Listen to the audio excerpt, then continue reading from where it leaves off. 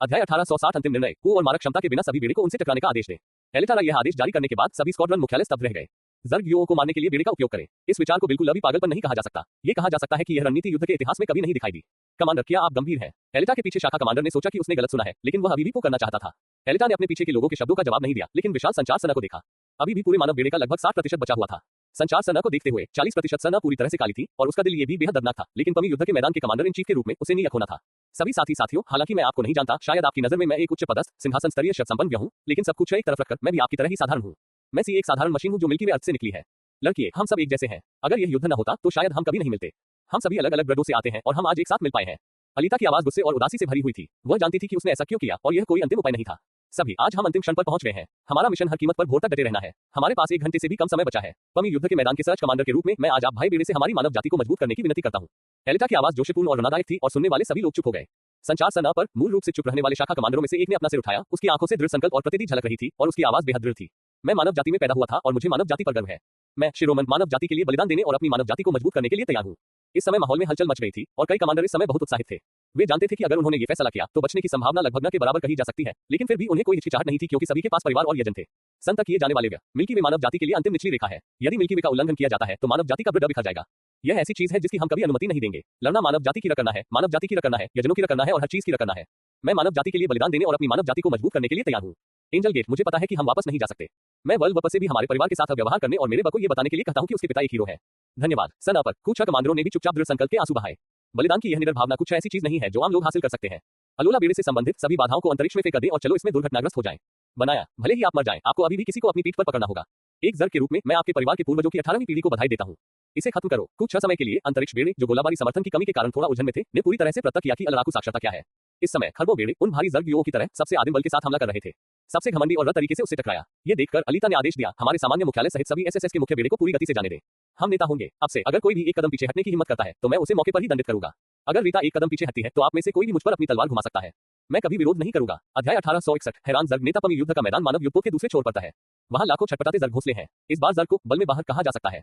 उनके सभी विशेष कौशल का उपयोग किया जाता है। वे एक दूसरे को आंसू करके विनय न बचाते हैं। जब जर्ग युओं की बात आती है तो हिचकिचाहट के स्तर से ऊपर के जर्ग युओं वर्तमान में युद्ध में प्रवेश नहीं कर सकते हैं। इसलिए जर्ग स्तर पर कई जर्ग केवल अपने आदमियों को पोषण की आपूर्ति प्रदान कर सकते हैं, लेकिन जर्ग स्तर पर जर्ग युओं का उत्पादन नहीं कर सकते हैं। हाँ, मानव युद्धपोत समूह को देखो, तांबे और लोहे के ये टुकड़े तथाकथित मानव तकनीक है। चमकते निशान वाले उन्नत की में से एक एक्यूपंक्चर बिंदु थोड़ा कंपन करता है और ध्वनि कंपन के माध्यम से शित होती है। जहां तक दूसरी तरफ हरे रंग के कीट छेद की बात है, इसने भी एक संदेश के साथ जवाब दिया और आवाज सुकून से भरी थी। क्या बकवास मानव तकनीक। हमारे जर्ग की महासागर सेना के तहत मरने का केवल एक ही रास्ता है। अनुमान है कि पूर्व और अपरिहार्य युद्ध के मैदान के बीच अभी भी गतिरोध है। हम मानव ब्लड में प्रवेश करने वाले पहले समूह होंगे। तब सभी लाभ यहीं से आएंगे। आइए यहां से शुरू करें। क्या बकवास है अंडर और रितो। मेरा जर्ग सबसे मजबूत है। ये दोनों अन्य जर्ग मांदों से अलग दिखते हैं। संभवतः ये दो सबसे उन्नत जर्ग घोंसले जर्ग कबीले के नेता होने चाहिए। कीट मां रानी और कीट मां रानी। रिपोर्ट, मां रानी और मां रानी के पास वापस लौटे। सभी मानव बेड़े ने अपने हमले बंद कर दिए हैं, लेकिन वे सिंहासन स्तर के जर्ग घोंसलों में से एक ने जल्दी से टेलीपोर्ट किया और अंदर की अति सुंदर जर्ग मां ने चिंतित नजर से एक सुंदर आवाज के साथ कहा, कुछ हिचकिचाहट है कि झूठ सीट मेरे जब तक हम यहाँ हैं आकाश नहीं गिरेगा। मां सीट की आवाज बेहद नरम थी, अपने को दिलासा दे रही थी। ये सुनकर झोंक लिजुओ एक पल के लिए झिझका और फिर सम्मानपूर्वक कहा, एसएसएस क्लास युद्धपोतों सहित सभी मानव बेड़े जो प्रभु वर्ग को नष्ट कर सकते हैं लॉन्च किए गए हैं। जैसे ही ये शब्द बोले गए, मदर नता जर्ग घोंसला ने तुरंत 100 से कम एक सितारा सिंहासन स्तर के जर्ग युओं मेंटेसन को पैदा कर दिया और उनकी आवाज और भी उग्र थी। लानत है इंसानों पर, वे आदरणीय स्तर से ऊपर तकनीकी शक्ति का उपयोग करने में अग्रणी होने की हिम्मत करते हैं, फिर हम उन्हें दोष नहीं दे सकते। कीट लेनेंट, क्या तुम सच कह रहे हो? हालांकि सबसे तर्कसंगत जर्ग रानी ने अपने बल को देखा और पूछा, क्या तुमने ध्यान से देखा? ध्यान से देखो, मानव एसएसएस के बेड़े को वास्तव में भेजा गया था, लेकिन उन्होंने युद्धपोत पर ब्रडियो तोप को लॉन्च नहीं किया जो भगवान को मार सकता था। इसके बजाय उन्होंने टक्कर का इस्तेमाल किया। जैसे ही जर्ग लिजुओं के शब्द निकले, दोनों जर्ग नेता तुरंत भ्रमित हो गए। लेजर तोप हमले को लॉन्च करने के बजाय क्या अंतरिक्ष युद्धपोत ने नियमों के प्रतिबंधों से बचने के लिए टकराव की का उपयोग किया? ये इंसान खामियों का फायदा उठाने में वाकई माहिर है। ये सुनकर मदर ने ठंडी सांस ली। उसने अपने स्वामी स्तर के जर्ग युओं को वापस ले लिया और तिरस्कारपूर्वक कहा, भविष्य में इस तुच्छ मामले की रिपोर्ट करने की कोई आवश्यकता नहीं है। जब तक मानव जाति से इसे तोड़ने के लिए कोई मजबूत व्यय है, नियमों के अनुसार हम सीधे कार्रवाई करेंगे। हाँ, जैसे ही की झूठ सीट गायब हो गई, मदर क्वीन सीट ने भी अपने बगल में मदर न सीट को देखा और आश्चर्य से कहा, यह अजीब है। मिंग तियान के व्यवहार के लिए हमें इस नियम का पालन करने की आवश्यकता क्यों है? रितो के लिए भी यही बात लागू होती है। रित शब्द सुनते ही मदर न कांपने से खुद को नहीं रोक पाए और ठंडी सांस लेते हुए बोली, जब तक हमारा पक्ष जीतता है और भगवान बनने का रास्ता खोजता है, तब तक पूरा अंडर और रित हमारा पोषण करेंगे। अध्याय 1862 जर्ग के खिलाफ नीयत लड़ाई। एक जबकि जर्ग नेता हैरान थे, आकाशगंगा के पमा में युद्ध का मैदान अराजकता में था। सभी मानव अंतरिक्ष युद्धपोत स्वतंत्र रूप से लड़ रहे थे, लेकिन सभी का दृढ़ विश्वास था, यानी जर्ग के आक्रमण का विरोध करना। मेरी मानव जाति को मजबूत करो, हमारी मानव जाति को मजबूत करो और इन जानवरों को मार डालो। उनसे लड़ो। Puff puff. मैंने देखा कि अनगिनत अंतरिक्ष युद्धपोत जर्ग युओं पर हमला करने के लिए केवल अपने तीखे धनुष का उपयोग कर सकते थे, क्योंकि उनके पास कोई और तोपखाने की आपूर्ति नहीं थी। यह उल्लेख करने की आवश्यकता नहीं है कि यह तरीका वास्तव में काम करता था। आदरणीय स्तर से नीचे के कई जर्ग युओं ने मानव जाति का सामना किया। पागल टक्कर, जैसे कि एक नदी पार करने वाला गण, ने भी सेना को अपनी प्रगति में थोड़ा धीमा कर दिया। इस समय मानव जाति अत्यधिक शक्ति में है। भले ही उनके पास तोपखाने के कवरेज हमलों की कमी हो, लेकिन सबसे आदिम प्रभाव क्षमता का इस तरह का सीधा उपयोग आधे प्रयास में दोगुना परिणाम कर सकता है। हाँ, बस इतना ही। एसएसएस क्लास बेड़े के सभी लेजर तोपों को नीया कर दिया गया है, इसलिए बस उन्हें जहाज के धनुष से मारो। अलीता ने देखा कि प्रभाव उत्कृष्ट था और एसएसएस बेड़े अपनी कठोरता और युद्धपोतों की तीव्रता के मामले में बिल्कुल अबेजोर थे। अधिकांश जर्ग अतुलनीय थे। जर्ग के विशाल बहुमत को तुरंत टुक में तोड़ दिया गया और उस समय में आधे से अधिक जर्ग हो गए। हालांकि इस समय भारी मानव बेड़े को भी भारी नुकसान हुआ। हालांकि एसएसएस क्लास का बेड़ा बेहद मजबूत था, लेकिन बीच में सी क्लास बेड़े से लेकर एच क्लास बेड़े तक को नहीं बगया। जर्ग जानते थे कि बड़े लोगों से खिलवाड़ करना आसान नहीं था, इसलिए उन्होंने उन छोटे बेड़े से शुरुआत की। वे एक सफलता की तलाश करने लगे। वे लचीले और बेहद तेज थे। वे जल्दी से निचले स्तर के युद्धपोत के डेक पर पहुंच गए, प्लाईवुड की रग को तोड़ दिया और बड़ी संख्या में जर्ग ने हमला किया। कप्तान, हमारे युद्धपोत को भारी नुकसान हुआ है और दुश्मन नियंत्रण कक्ष तक पहुंचने वाला है। छोटे युद्धपोत के अंदर काम करने वाले कमांडर ने कप्तान को तत्काल देखा, जो रडर को देखने के लिए कांच के माध्यम से झांक रहा था और उत्सुकता से कहा। आवाज सुनकर धूम्रपान करने वाले कप्तान को समझ में आ गया कि वह वापस नहीं जा सकता। उसने बस सिगरेट के बट को चुटकी से दबाया और आदेश दिया, यदि आप युद्धपोत के आत्मविनाश मोड को चालू करते हैं, भले ही आप मर जाएं, हम उन्हें अपने साथ मौत के घाट उतार देंगे, लेकिन अगर हम यहां आत्मविनाश करते हैं तो यह अन्य बेड़े को प्रभावित करेगा। हम कसे अलग हो जाएंगे और सीधे जर्ग बेस कैंप की ओर भागेंगे। इस आदेश को सुनने के बाद बेड़े में हर कोई चुप हो गया। इस समय हर किसी की आंखें लाल थी और पहले से ही जीवन और मृत्यु को एक तरफ रख दिया था। युद्धपोत को नियंत्रित करने वाले पायलट ने सीधे उसके बगल में लाल बटन दबाया और फिर जल्दी से नियंत्रित किया। युद्धपोत बेड़े की कसे बाहर उड़ गया। आत्मविनाश प्रणाली 10 से कम मीटर करेगी। 10 9 धमाका। जैसे ही छोटा युद्धपोत कसे बाहर निकलकर जर्ग की ओर बढ़ा, जर्ग के समूह जहाज के केबिन में घुस रहे थे। नियंत्रण कक्ष का दरवाजा टूट गया था। और बदसूरत जर्ग का सामना करते हुए जहाज खतरे के सामने डर नहीं रहा था, लेकिन कमांडरों को अपने चारों ओर खींच लिया और हंसा। हाँ, अगर मैं इस जीवन में अपने भाइयों के साथ इस लड़ाई में भाग ले सकता हूं तो मैं बिना पछतावे के मर जाऊंगा। हम बिना पछतावे के मरेंगे। अगले जन्म में हम अभी भी भाई होंगे। सभी सेक पायलट एक ही दुश्मन को देखते थे। बड़ी संख्या में जर्ग को देखते हुए जिन्होंने नियंत्रण कक्ष का दरवाजा खोला, वे सभी मौत को ऐसे मानते थे जैसे कि वे घर थे। ये दृढ़ और बहादुरी सभी जातीय समूहों के पास नहीं है। फूफकार। इस दृश्य का सामना करते हुए जर्ग की एक बड़ी संख्या झुंड में आ गई, यहाँ सभी मनुष्यों को टुकड़े फाड़ने का इरादा रखते हुए। 3 2 1। जब आत्मविनाश कार्यक्रम की उल्टी गिनती समाप्त हुई तो जर्ग सेना की ओर अकेले भागता हुआ अंतरिक्ष युद्धपोत तुरंत एक खूबसूरत तारे में बदल गया और तुरंत वीटा हो गया। विनाश की सदमे की लहर ने इसके चारों ओर सब कुछ निगल लिया। अध्याय 1863। जर्ग 2 बूम के खिलाफ नियत लड़ाई। जिस समय एलिटा अभी भी युद्धपोत पर लड़ाई का निशान कर रही थी, उसके सामने चमकीले तारे युद्धपोत के आत्मविनाश के हल्के निशान थे। उस शानदार रोशनी ने उसके चारों ओर सब कुछ निगल लिया और तुरंत अंतहीन जर्ग को बहा ले गई। समुद्र में एक शांत तारों वाला आकाश फट गया। उन्हें बिना अनुमति के टीम छोड़ने के लिए किसने कहा? एलिटा ने गुस्से में कहा। उसने युद्धपोत के विनाश के साथ ताजा जीवन को गायब होते देखा और उसके दिल में दर्द ने उसे उदास कर दिया। अलीता, वे स्वयं है। जर्ग ने उनके युद्धपोतों पर आक्रमण किया है। अन्य बेड़े को नुकसान न पहुंचाने के लिए वे जर्ग के साथ अकेले ही मर गए। वो ने शुरू से अंत तक सब कुछ शांति से देखा। हालांकि इस दृश्य ने उसे भी बहुत दिक्कत कर दिया, लेकिन वह फिर भी अलीता के पक्ष में खड़ा रहा और उसे मना लिया। ये युद्ध है। अपनी भावनाओं को अपने निर्णय को प्रभावित न करने दे। बलिदान के बिना इस तरह की लड़ाई असंभव है। अगले से कम दर में बलिदान देने वाला भी हम हो सकते हैं। अलीता ने ये सुनकर जवाब नहीं दिया, लेकिन उसकी दिव्य आंखें सना के शीर्ष पर समय को घूर रही थी। भोर होने में 10 मिनट से भी कम समय था, लेकिन अब पूरे मानव बेड़े में से 10 में से 56 नष्ट हो चुके थे। अगर यह जारी रहा तो ये सब एक दिन से भी कम समय में जल जाएगा। जर्ग युद्ध की शुरुआत से लेकर अब तक हालांकि कई 10 नष्ट हो चुके हैं, लेकिन वेनेरेबल स्तर से ऊपर के 10 हमेशा उन पर नजर रखते हैं। मानव जाति संख्या के मामले में उनसे नहीं डरती, लेकिन अनंत क्षमताओं के मामले में कोई भी अन्य जातीय समूह उनसे मेल नहीं खा सकता। जर्ग की कृमि समूह रणनीति। कमांडर इन चीफ, हमारे युद्धपोत पर जर्ग ने आक्रमण किया है। हम वापस नहीं जा सकते। कृपया हमारे परिवारों के साथ व्यवहार करें। हमारे युद्धपोत पर भी आक्रमण किया गया है। हमने आत्मविनाश कार्यक्रम शुरू कर दिया है। भले ही हम मर जाएं, हम जर्ग जानवरों को अपने साथ ले जाएंगे। मेरी मानव जाति को मजबूत करो। उसी समय सन पर कई युद्धपोत दिखाई दिए जिन पर जर्ग ने आक्रमण किया था। कमांडर सभी उत्साहित थे और वे मौत के सामने भी नहीं डरे। उन्होंने आखिरकार आत्मविनाश प्रक्रियाओं के साथ युद्धपोतों का नेतृत्व करने और उनके साथ लड़ने का फैसला किया। जर्ग नियत लड़ाई। धमाका धमाका धमाका। कुछ समय के लिए जर्ग सेना कतर खिले हुए भव्य फूलों की एक खला की तरह था, जो अपने आसपास की हर चीज को खा रहा था। छोटा मानव युद्धपोत जर्ग के कोर पर सीधे हमला करने वाला आखिरी लेजर मिसाइल बन जाएगा। ये तरीका संभव है, लेकिन बलिदान वास्तव में वह कड़ी मेहनत है जिसे मानव जाति ने वैसे विकसित किया है। न केवल युद्धपोत चले गए हैं, वे लोग भी बलिदान हो गए हैं जो खेती करने वाले भी नहीं है। बॉस, सहायता कब आएगी? अलीता वास्तव में इसे और सहन नहीं कर सकती थी। वह अब सीधे जर्ग के कोर में भागना चाहती थी और जर्ग के साथ अंतिम नियत लड़ाई शुरू करना चाहती थी। नियमों के कारण वो फिलहाल युद्ध के मैदान में शामिल नहीं हो सकती थी। ये शशाली जो एक्समना के बराबर था, केवल असहाय होकर देख सकता था क्योंकि बड़ी संख्या में मानव जीवन नष्ट हो रहे थे। अलीता, सहायता आ गई है, पूर्व की ओर देखो। इस समय नियंत्रण कक्ष में एक आवाज नहीं आई। यह आवाज पूरे मानव बेड़े को पानी और आग से बचाती हुई लग रही थी। यह आवाज अपने साथ अलीता के लिए वास्तव में एक अंतहीन उम्मीद और आशा लेकर आई, क्योंकि वह नहीं चाहती थी कि कोई और बलिदान करे। दूसरों को योगदान दिए बिना बलिदान करते देखकर अलीता वास्तव में टूटने की कगार पर थी। मिल्की वे के पीछे पूर्व में एक विशाल ग्रह को तुरंत काट दिया गया था और पूरे एसएसएस क्लास बेड़े के आकार के बराबर एक सुपर युद्धपोत धीरे धीरे सभी के दृश्य में दिखाई दिया। अध्याय 1864। Super battleship. जब अलीता ने आवाज सुनी तो वह अचानक टेलीपोर्ट हो गई और जहाज के केबिन में गायब हो गई। वो ने अन्य स्तब्ध कमांडरों को भी थोड़ा सा हाथ हिलाया और तुरंत टेलीपोर्ट हो गया और गायब हो गया। अलीता, वो ने उसे बाहर खदेड़ दिया। वह उसके आंतरिक मूड को समझ गया, लेकिन उसे डर था कि वह कार्रवाई करने से खुद को रोक नहीं पाएगी। मैं ठीक हूँ। अलीता अचानक से शांत परी में वापस आ गई और उसके मुंह के कोनों में एक लंबे समय से खोया हुआ चाप दिखाई दिया। युद्ध की शुरुआत से लेकर अब तक अलीता के पास कभी भी आसान समय नहीं रहा है, लेकिन इस समय वो परी जो हमेशा बेहद आश्वस्त रही है, वापस आ गई है। मैंने एक विशाल आकृति को एक तारे को काटते हुए देखा जो आकार में 3 प्रकाश वर्ष था। इसका आकार सभी एसएसएस क्लास युद्धपोतों जितना था, लेकिन ये C1 था। लेकिन यह अंधेरे से आता हुआ लग रहा था, लेकिन इसने लोगों को एक अजय एहसास दिया। राजसी गति। विशाल सुपर युद्धपोत को देखते हुए इस पल अलीता का दिल बैठ गया। त्यानन, अगर तुम अगली बार फिर से इस तरह से हॉन्फोगे तो सावधान रहना, मैं तुम्हें मार डालूंगी। अलीता ने बहनिया क्लोन को एक संदेश भेजा। उसकी आवाज में गुप्त संतोष का संकेत था। हाँ, अनुसंधान के लिए न केवल धन की आवश्यकता होती है, बस समय की भी आवश्यकता होती है। सौभाग्य से सुपर युद्धपोत स्टैंड बाय पर है। सभी बेड़े अपने हथियार प्रणालियों को छोड़ दें और शेषों के साथ संयुक्त अवरोध को छोड़ दें। मुझसे मत पूछो क्यों, जल्दी करो। चुटियन के बहनिया क्लोन के रूप में वह अभी भी इस समय अराजकता मंदिर के किनारे खड़ा था, अलीता को संदेशित कर रहा था। सभी बेड़े को संयुक्त रूप से अवरोध को जल्दी से खोलने का आदेश दें। ये देखकर अलीता ने बू को खींच लिया और युद्धपोत में वापस टेलीपोर्ट किया और सीधे सभी युद्धपोतों को आदेशित किया। कुछ समय के लिए सभी युद्धपोतों ने अपने हथियार प्रणालियों को त्याग दिया और अपनी शेष उड़ानों को मिलाकर एक विशाल स्वर्ण अवरोध बनाया। मानव युद्धपोत समूह का लगभग 40% भी था। इस समय वे एक स्वर्ण झील से घिरे हुए लग रहे थे। इसकी रकरें और स्वर्ण अवरोध के भीतर सभी जर्ग को निचो। बेड़े में प्रवेश करने वाले कुछ जर्ग के लिए संकोच अवरोध ने सभी धारणा को अवरुद्ध कर दिया। एलिटा ने जनरल कमांड रूम में एक बैकहैंड मारा और अदृश्य विनाशकारी शनि अवरोध के भीतर सभी शेष जर्ग को सीधे नष्ट कर दिया। आप इतने लंबे समय से केवल एक सुपर युद्धपोत विकसित करने के लिए शोध कर रहे हैं। एलिटा ने सुपर युद्धपोत को देखा जो आकार में सभी एसएसएस के युद्धपोतों के बराबर था। उसकी आवाज में संदेह और अंतर का संकेत था। हाँ, यह एक साधारण सुपर युद्धपोत नहीं है, बस रुको। चू तियानन अराजकता मंदिर के सामने खड़ा था और आत्मवीर से हंसा। उसने तुरंत अपने बगल में असरार सिस्टम को आदेश दिया, उन जर्ग कमीनों को देवताओं के हमले का स्वाद चखने दो। सुपर बैटलशिप को प्रभावी के लिए नियम तक किया जा रहा है। भगवान हथियार प्रणाली तैयार है। आपके भगवान कोर का उपयोग मुख्य ओआपो के रूप में किया जाता है।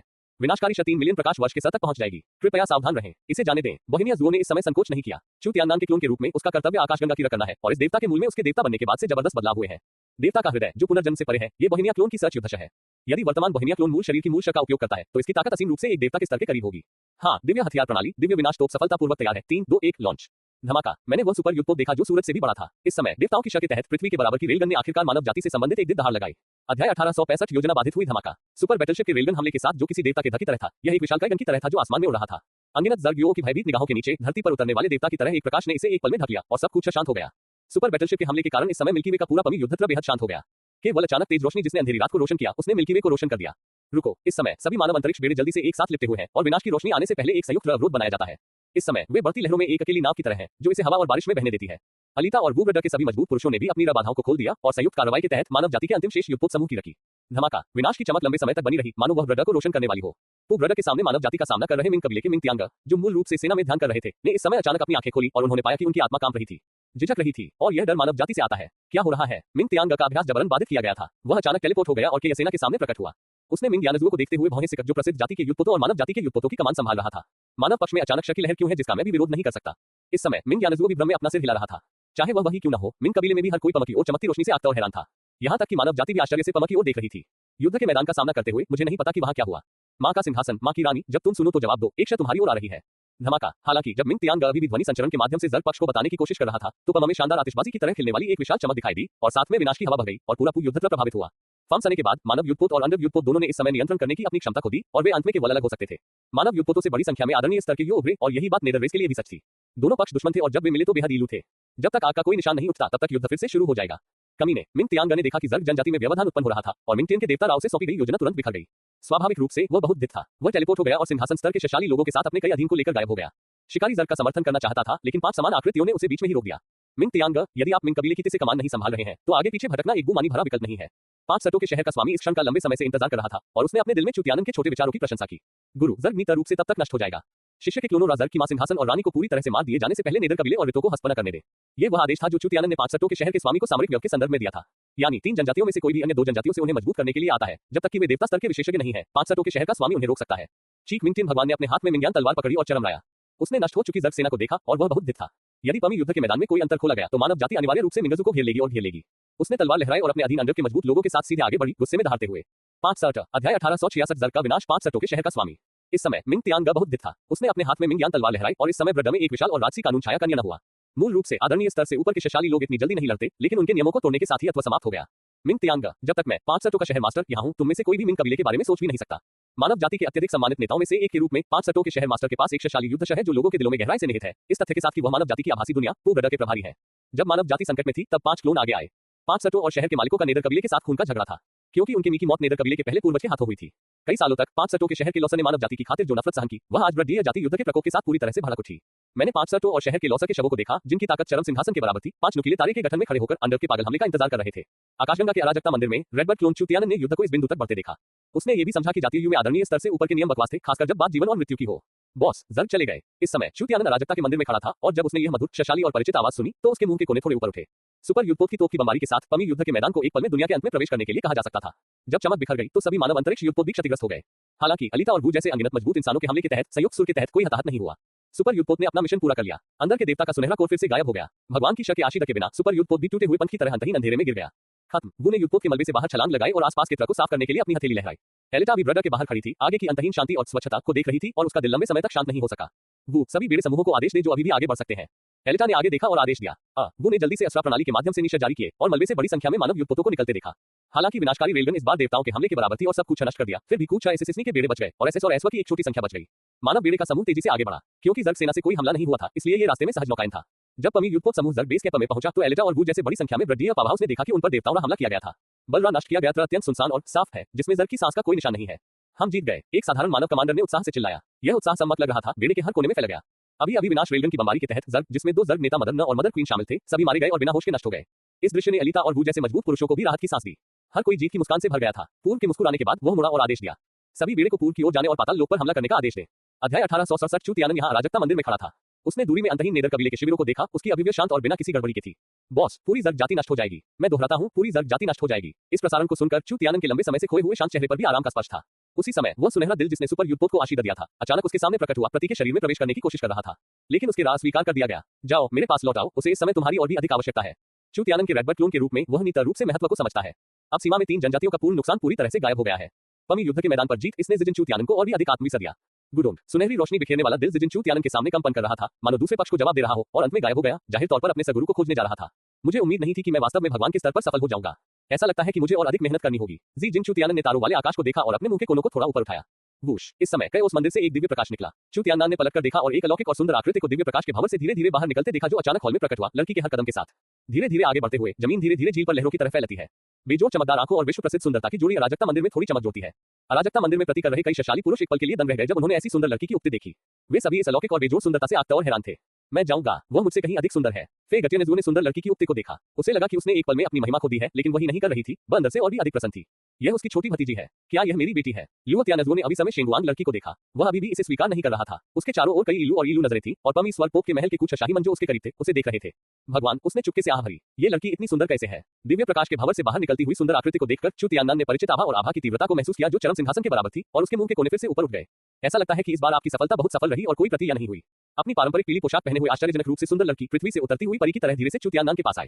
उसके पीछे दिव्य प्रकाश विशाल तलवार निकाली गई। लुओ शेंजियान की तुलना में ये दिव्य प्रकाश विशाल तलवार लड़की के वंश से आई थी। कठोरता और ताकत के मामले में उनके बीच जागृत अनन्य हथियार पवित्र हथियार के अत्व के बाद दूसरे नंबर है। ठीक है, इस बार यह बहुत रहा। अराजकता के गुप्त से आपकी मदद के लिए धन्यवाद। लुओ ने धीरे से सिर हिलाया, सपनों से ग्रस्त युवक को देखा, अपना हाथ धीरे से उसके गाल को छूने के लिए बढ़ाया और मुस्कुराते हुए कहा, तुम थोड़ी पतली हो गई हो। ऐसा नहीं है कि मैं हाल ही में बहुत ज्यादा चिंता कर रहा हूँ। चू तियानन ने ठहाका लगाया। उसने अपने आसपास के हैरान कर देने वाले चेहरों की परवाह नहीं की और सीधे लुओ को खींच लिया। उसने अपने सुंदर चेहरे पर लाली की परवाह नहीं की और सबके सामने सीधे उसे चूमा। हे भगवान, क्या तुम को प्रताड़ित कर रही हो? वो जुए आमतौर पर बात नहीं करना चाहता था, लेकिन वह बस ऐसा करने से खुद को रोक नहीं पाया। ओह, इस समय लुओ का सुंदर चेहरा लाल हो गया था और उसकी चमकदार आंखें खुली हुई थी। वह जानती थी कि उसके आसपास कोई है और वह धीरे से अलग होना चाहती थी, लेकिन चू तियानन ने उसे कसकर गले लगा लिया। अंत में उसने बस हार मान ली और उसे धीरे से गले लगा लिया। कमर पर सावधानी से एक दूसरे को चूमो। अध्याय 1868। नीयत लड़ाई शुरू होती है। अराजकता मंदिर में चुपचाप चू तियानन ने लुओ को कसकर गले लगाया और उसे चूमा, दूसरों को बिल्कुल अभी नजरअंदाज किया। उनके साथी के रूप में वो जुए आमतौर पर शायद ही कभी बोलते थे, जब तक कि वे खुद को रोक न सके। चेहरे की मांसपेशियों को हिलाते हुए उन दोनों को देखकर वह खुद को रोक नहीं पाए और बुदबुदाए। हे भगवान, ये कू का शोषण है। लुओ के पिता के रूप में लुओ तियानज़ू के चेहरे पर भी वही असहाय और दुखी भाव था। उन्होंने लॉर्ड फे गटियन को देखा, जो उनके बगल में हंस रहे थे, और हल्के से कहा, जिस अप्सरा को देखकर आप मुस्कुरा रहे हैं उसे देखो, क्या आपको लगता है कि आप थोड़े बड़े हैं? ये कैसा दिखता है? मैं खुश हूँ। फे गटियनज़ू ने गुस्से से चू तियानन और लुओ पर अपनी आंखें घुमाई, और एक पल के लिए उसने कई उस लॉर्ड और खुद के बारे में सोचा। जब वे छोटे थे तो वे ऐसी पागल अब में कैसे नहीं हो सकते थे। चलो चलो, 5 सटों के शहर के स्वामी से खबर है। मिंग तियांगा को भेज दिया गया है। चलो एंजल के ब्लड बेड़े के साथ पूरा सहयोग करें ताकि मिंग कबीले की मुख्य सेना को घेर लिया जाए और दबा दिया जाए। चू तियानन के अब भाई चू तियान डोंगहुन तियानज़ू ने अपना हाथ हिलाया, अपने छोटे भाई चू तियान जिक्सी हुआंगज़ू के कंधों पर हाथ रखा और सीधे बाहर चला गया। तीसरे भाई, मैं तुम्हारा समर्थन करता हूँ, तुम एक असली मर्द हो।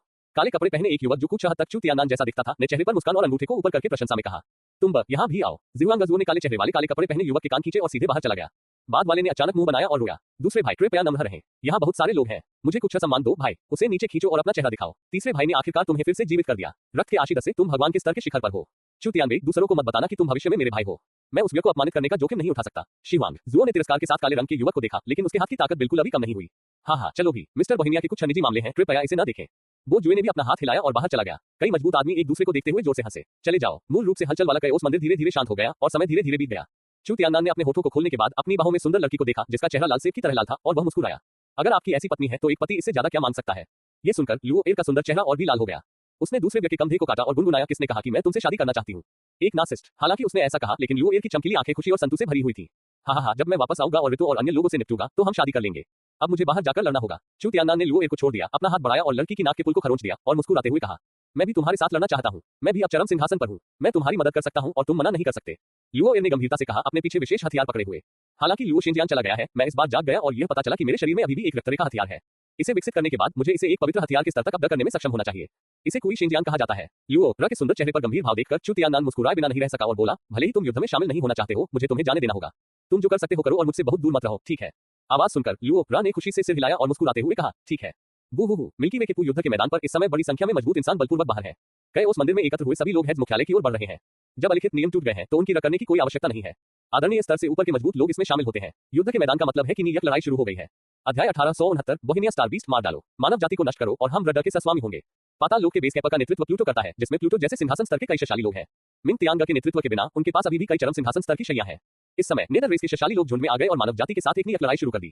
दृश्य पर विभिन्न कानूनों और कौशल की सीमा क्षति सभी दिशाओं में फैल गई और पूरी आकाशगंगा के सीमांतर हिल गए और कांपने लगे। अंडर के इन जानवरों को नष्ट कर दो और उन्हें हमारी मानव जाति को धोखा देने के परिणामों को बताओ। हाँ, उन्हें नष्ट कर दो। अंडर हमारी मानव जाति के लिए शर्म की बात होगी। मानव जाति अभी भी नेदर रेस के पलटवार का सामना करते समय बहुत ऊबान है, खासकर जब नेदर रेस का सामना करना पड़ता है जिसने मानव जाति को धोखा दिया। किसी कारण से मानव जाति के मजबूत मनुष्यों की युद्धशा तुरंत फट गई। एक समय के लिए दोनों की शक्तिशाली लाइनअप आदरणीय स्तर जितनी कमजोर थी लेकिन शक्तिशाली थी। चरम सिंहासन की तरह वे सभी इस नियत युद्ध में शामिल थे। जैसा कि कहावत है, जब हम एक संकरी सड़क पर मिलते हैं तो बहादुर जीते हैं। हमारी मानव जाति कभी भी एक कदम पीछे नहीं हटेगी, मार डालेगी। क्योनगलुगजुओ अपने हाथ में पेनलोन कुल्हाड़ी लेकर आगे बढ़ा। उसने कुल्हाड़ी विधि से हमला किया और तुरंत ही नेदर कबीले के 10 प्रभु स्तर के शक्तिशाली लोगों को मार डाला। क्योनगलुगजुओ की सामान्य ध्वंस को मत देखो, लेकिन जब लड़ाई की बात आती है तो वह वास्तव में स्पष्ट है। बुरेगन, सावधान रहो और मेरे लिए कुछ छोड़ दो। पोप भी इस समय विरासत में मिले हथियार पोप तलवार का इस्तेमाल कर रहे थे और कानून की पवित्र तलवार ने पाताल के सिंहासन स्तर पर एक मजबूत आदमी को मार डाला। दोनों जल्द ही युद्ध के मैदान में गहराई तक चले गए। मैं तुम्हें मुझसे आगे नहीं बढ़ने दूंगा 12वें वाले। क्योनगलुगजुओ ने ये देखकर चिल्लाया और उसने एक बार फिर से नेदर जनजाति के मजबूत लोगों को मिटा दिया जो उसके चारों ओर दौड़े, एक शक्तिशाली गति के साथ एक इंद्रधनुष की तरह। किंगलोगजुओ, क्या तुम मुझसे लड़ने की हिम्मत करोगे? तुम कौन होते हो अगर तुम मेरे कबीले के कनी को मार दोगे? ये देखकर हैरिस की आंखें लगभग आग की लपटों में बदल गईं। उसने बैंगनी लपटों से ढका 3 मीटर लंबा अंडर पकड़ रखा था। तलवार, उसका सिलहूट बहुत तेज था जो क्योनगलुगजुओ का बहुत जोर से पीछा कर रहा था। वह और प्रति माने जाते थे। ब्रड के देवतात्र में उनके बीच कई बार लड़ाई हुई थी और दोनों पक्ष स्वाभाविक रूप से नफरत से भरे हुए थे। हम चलो तब तक इंतजार करते हैं जब तक तुम मुझे पकड़ नहीं लेते। अब युद्ध है, तुम्हारे और मेरे लिए कोई हिरोशो नहीं। मैं जिसे चाहूं मार सकता हूं। अगर तुम मानव जाति के मेरे कनिष्ठ को मारना चाहते हो तो क्या तुम ऐसा कर सकते हो? क्योनगलुगजुओ के शब्द हमेशा एक जैसे रहे हैं। वह सीधा साधा था, यहाँ तक कि जब वह ताना मार रहा था तब भी वह काफी शक्तिशाली था, जिसने प्लूटो को इतना धिक्कार दिया कि उसका मुंह धुएं से भर गया।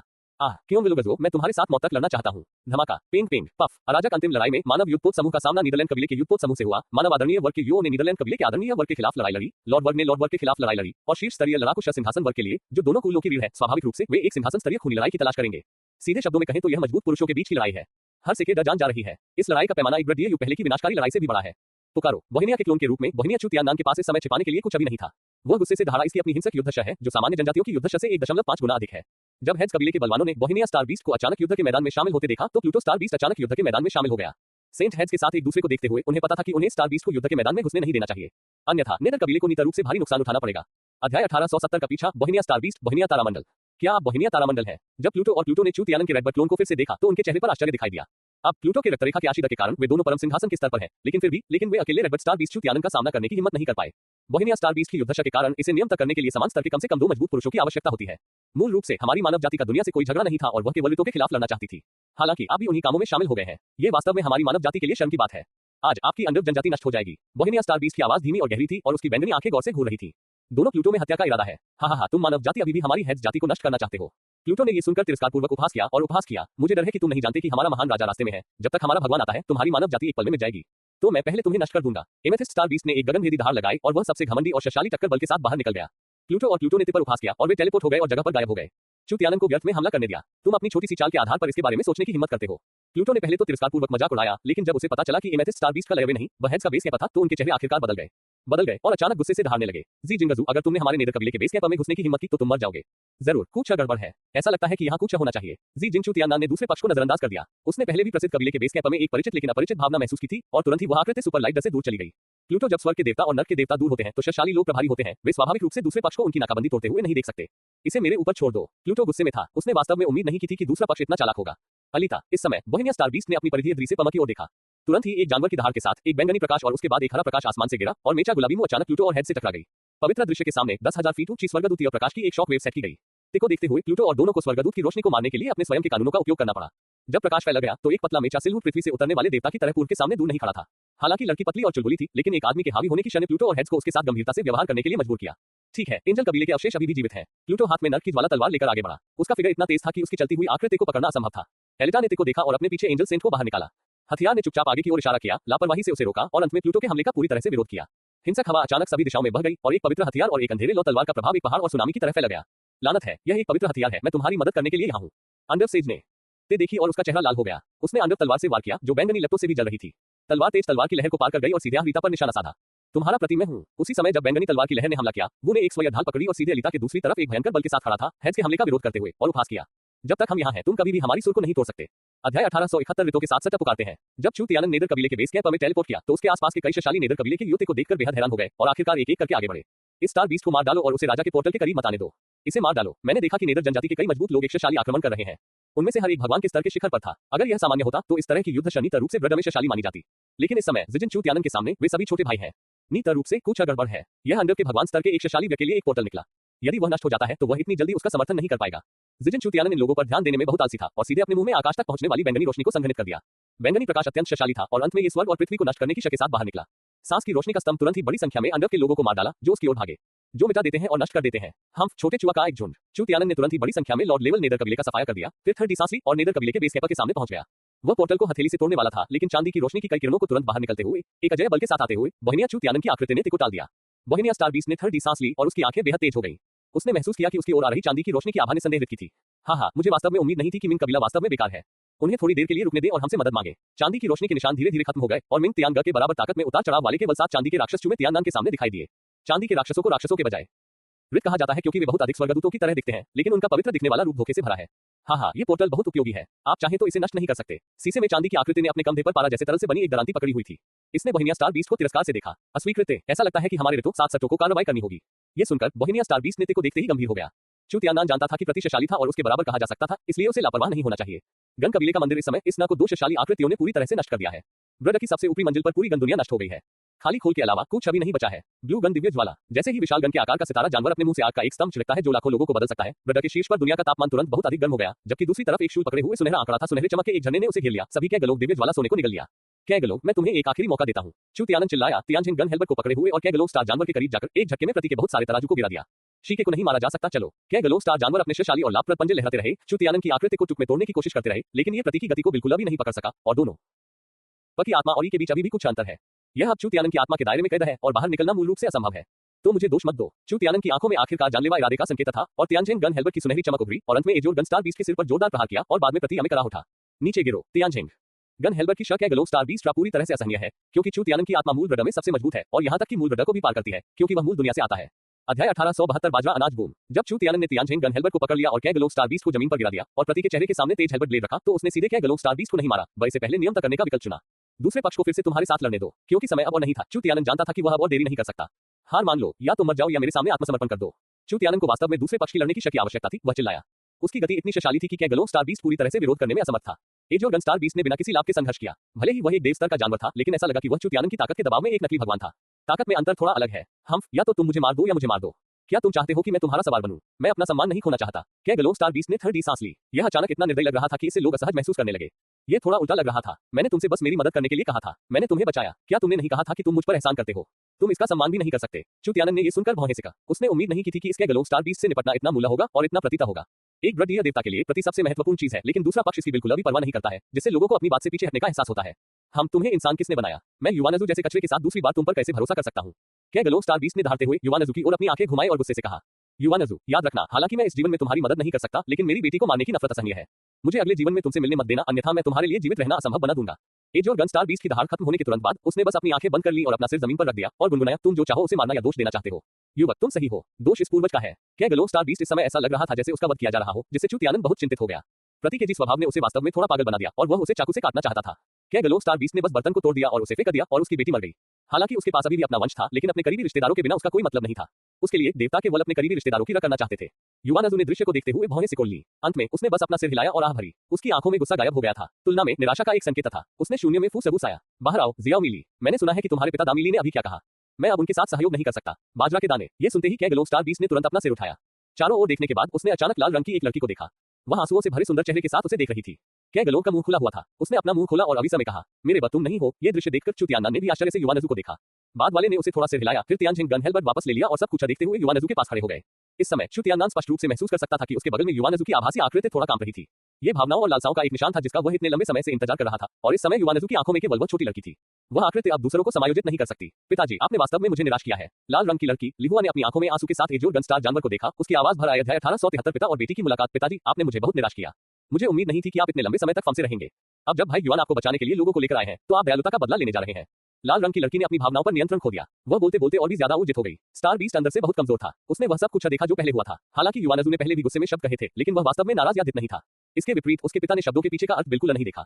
घृणा बहुत वास्तविक थी। अगर युवानजू बहुत पहले नहीं मरा होता, तो उसके लिए ये कल्पना करना मुमकिन नहीं था कि ब्लू गन स्टार बीस्ट वास्तव में युवानजू से लड़ेगा। बेटी, तुम कृपया रो मत। चलो, अगर हमें कुछ कहना है तो धीरे धीरे बात करते हैं। पिताजी अब उग्र नहीं रहे। देखो, हे तभी कैगलोग स्टार बीस्ट ने प्रतिक्रिया दी। उसने अपनी बेटी को कभी भी दुखी होकर रोते नहीं देखा था, और उसने अचानक प्रकट किया कि वह क्या सोच रहा था। सबसे मजेदार बड़े दांतों वाला भाव, अपनी बेटी को खुश करने की कोशिश कर रहा था। ये चुतियानन ने बिना कुछ कहे नाटकीय दृश्य देखा। कैगलो स्टार बीस्ट जो पहले जीने के लिए बेताब था को अचानक एक अजीब और भूतक जैसा एहसास हुआ जब उसने देखा कि उसकी बेटी मरी नहीं है, जिसने लोगों को चौंका दिया। क्या यह अभी भी वीर कैगलो स्टार बीस्ट की पीढ़ी है? मुझे क्यों नहीं रोना चाहिए? हालांकि भाई युआन ने कहा था कि वह पहले तुम्हारे प्रति दोषी महसूस करता था, उसने वास्तव में स्टार बीस्ट कबीले का ख्याल रखा। वह हमेशा व्यस्त रहता था और मानव जाति ने अंत में तुम्हारी परवाह भी नहीं की। हालांकि तुम सीलबंद थे भाई युआन, मैंने कहा जब तक मनुष्यों में से कोई एक भगवान बन जाता है या खुद भगवान बन जाता है, भले ही वह मर जाए, वह तुम्हें बचाएगा। जियाओ मिली ने गला रुधा गया। भले ही वह इतने लंबे समय तक जीवित रही हो, वह अभी भी अपने दिल में एक छोटी लड़की है। लेकिन हालांकि जियाओ मिली इस समय कैगलो स्टार बीस्ट को उदास होकर देख रही थी, लेकिन इससे भी महत्वपूर्ण बात यह है कि वह युआनज़ू की मदद कर रहा था। चू तियानन ने जब ये दृश्य देखा तो वह कुछ भावुक हुए बिना नहीं रह सका। भावना के देवता भी एक चीज के वंशज है। हालांकि नीला गन स्टार जानवर शक्तिशाली और अभिमानी है, फिर भी वह अपने सबसे करीबी रिश्तेदारों की बहुत परवाह करता है। यह उस समय से देखा जा सकता है जब उसने युआनज़ू के साथ हताश होकर लड़ाई की और चू तियानन को निशाना बनाया। नहीं, ये पिताजी की समस्या है। पिताजी गलत है। क्या मुझे अपना करियर बदलना चाहिए? मैं अब युआनज़ू को निशाना नहीं बना रहा हूँ। बस रोना मत। कैगलो गसोन ने उसे मनाने की कोशिश की, लेकिन शाओ मिली अभी भी बहुत दुखी दिख रही थी। युआनज़ू ने ये देखा, उसने आंख भरी, नीला गन स्टार जानवर को देखा और गहरी आवाज में कहा, दामिली, हम इंसानों के पास ज्यादा समय नहीं है। चलो एक लंबी कहानी को छोटा करते हैं। आपकी बेटी यहाँ है तो चलो बात करते हैं। ठीक है, चलो अब बात करते हैं अगर हमें कुछ कहना है। कैगलो स्टार जानवर ने बार-बार सिर हिलाया और बहुत जल्दी सहमत हो गया। पहले की तुलना में यह एक पूरी तरह से अलग जानवर था। चू तियानन ने इस दृश्य को देखा और अपने दिल में थोड़ा अचंभित महसूस किया। इसे एक चीज के ऊपर दूसरी चीज के उतरने के रूप में वर्णन किया जा सकता है। ब्रड के अंतहीन तारों वाले आकाश में हमेशा ऊपर आकाशगंगाएं और नीचे हजारों ग्रह होते हैं, जो ब्रड के पूरे तारतम्य में सभी प्रकार की चमक जोड़ते हैं। और यहाँ चाहे वह शीर्ष जातीय समूह हो या हजारों विदेशी जातियां, यहाँ बहुत दिलचस्प नहीं है, क्योंकि यहाँ ओमोडो गैलेक्सी है, सबसे कम संसाधनों वाला तारतम्य और मूल ब्रड में सबसे दूरस्थ। ना, ओमोडो गैलेक्सी को आदिम ब्रड में सबसे दूरस्थ और सबसे गरीब जगह कहा जा सकता है। यहाँ तक कि सबसे कमजोर विदेशी जाति भी यहाँ पैर रखने की जहमत नहीं उठाती। ओह, हालांकि बेहद एकाकी ओमोडो आकाशगंगा में इस समय अचानक एक विशाल अंतरिक्ष पोर्टल यहाँ प्रकट हुआ। ये असामान्य अंतरिक्ष समय से अलग दिखाई दिया। इसमें अधिक राशि गति थी और जैसे जैसे ये हवा में पद देवताओं की और शक्तिशाली आभा वाले बड़ी संख्या में आकृतियों का प्रकट होना भी अप्रत्याशित था। अध्याय 1874 गलतफहमी दूर हो गई है। ओह, समय और न के के पीछे बड़ी संख्या में राजसी आकृतियां दिखाई दी, जिनका नेतृत्व नीली लोलाल गन के रूप में तारा जानवर कर रहा था। उसके बाद तारा जानवरों का एक विशाल समूह था जो पहली नजर में लाखों की संख्या में लग रहा था। तारा जानवर कबीला पहले से ही दुर्लभ है और तारा जानवर कबीले को केवल तारा देवता स्तर से ऊपर के ब्रडीय तारा जानवरों की आवश्यकता है। इसलिए मां के मामले में उनके साथ कुछ भी गलत नहीं है, लेकिन गुणवा के मामले में वे सभी देवताओं में सबसे ऊंचे हैं। मुझे उम्मीद नहीं थी कि तारा जानवर कबीला मेरी मानव जाति के तियांचु ब्रड के ठीक बगल में होगा। यहाँ तक कि मेरे शिक्षक ने भी पहले इस पर ध्यान नहीं दिया। चू तियानन ने कैगलो नौसिखिए के सिर पर सवार होकर आसपास की आकाशगंगाओं को देखते हुए बड़बड़ाया।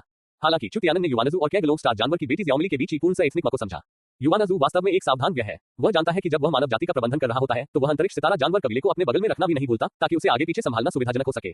युआनज़ू, मैं पहले गलत था। मैं तुम्हारा जीवन चाहता हूँ। अगर मानव जाति को जरूरत है तो मैं कैगलो कभी भी बेकार नहीं बैठूंगा। कैगलो सितारा जानवर ने चू तियानन को आगे रखा। उसकी आवाज धीमी और गंभीर थी, क्योंकि अभी कुछ समय पहले शाओ मिली ने कैगलो सितारा जानवर को पूरी कहानी बताई थी। उसी समय जब बाद वाले को सील कर दिया गया था, रित मूल ब्रड में आया और सभी जातियों को नष्ट करना चाहता था। ऐसा हुआ कि सितारा जानवर कबीले में आकाशीय सितारा जानवर की कमी थी।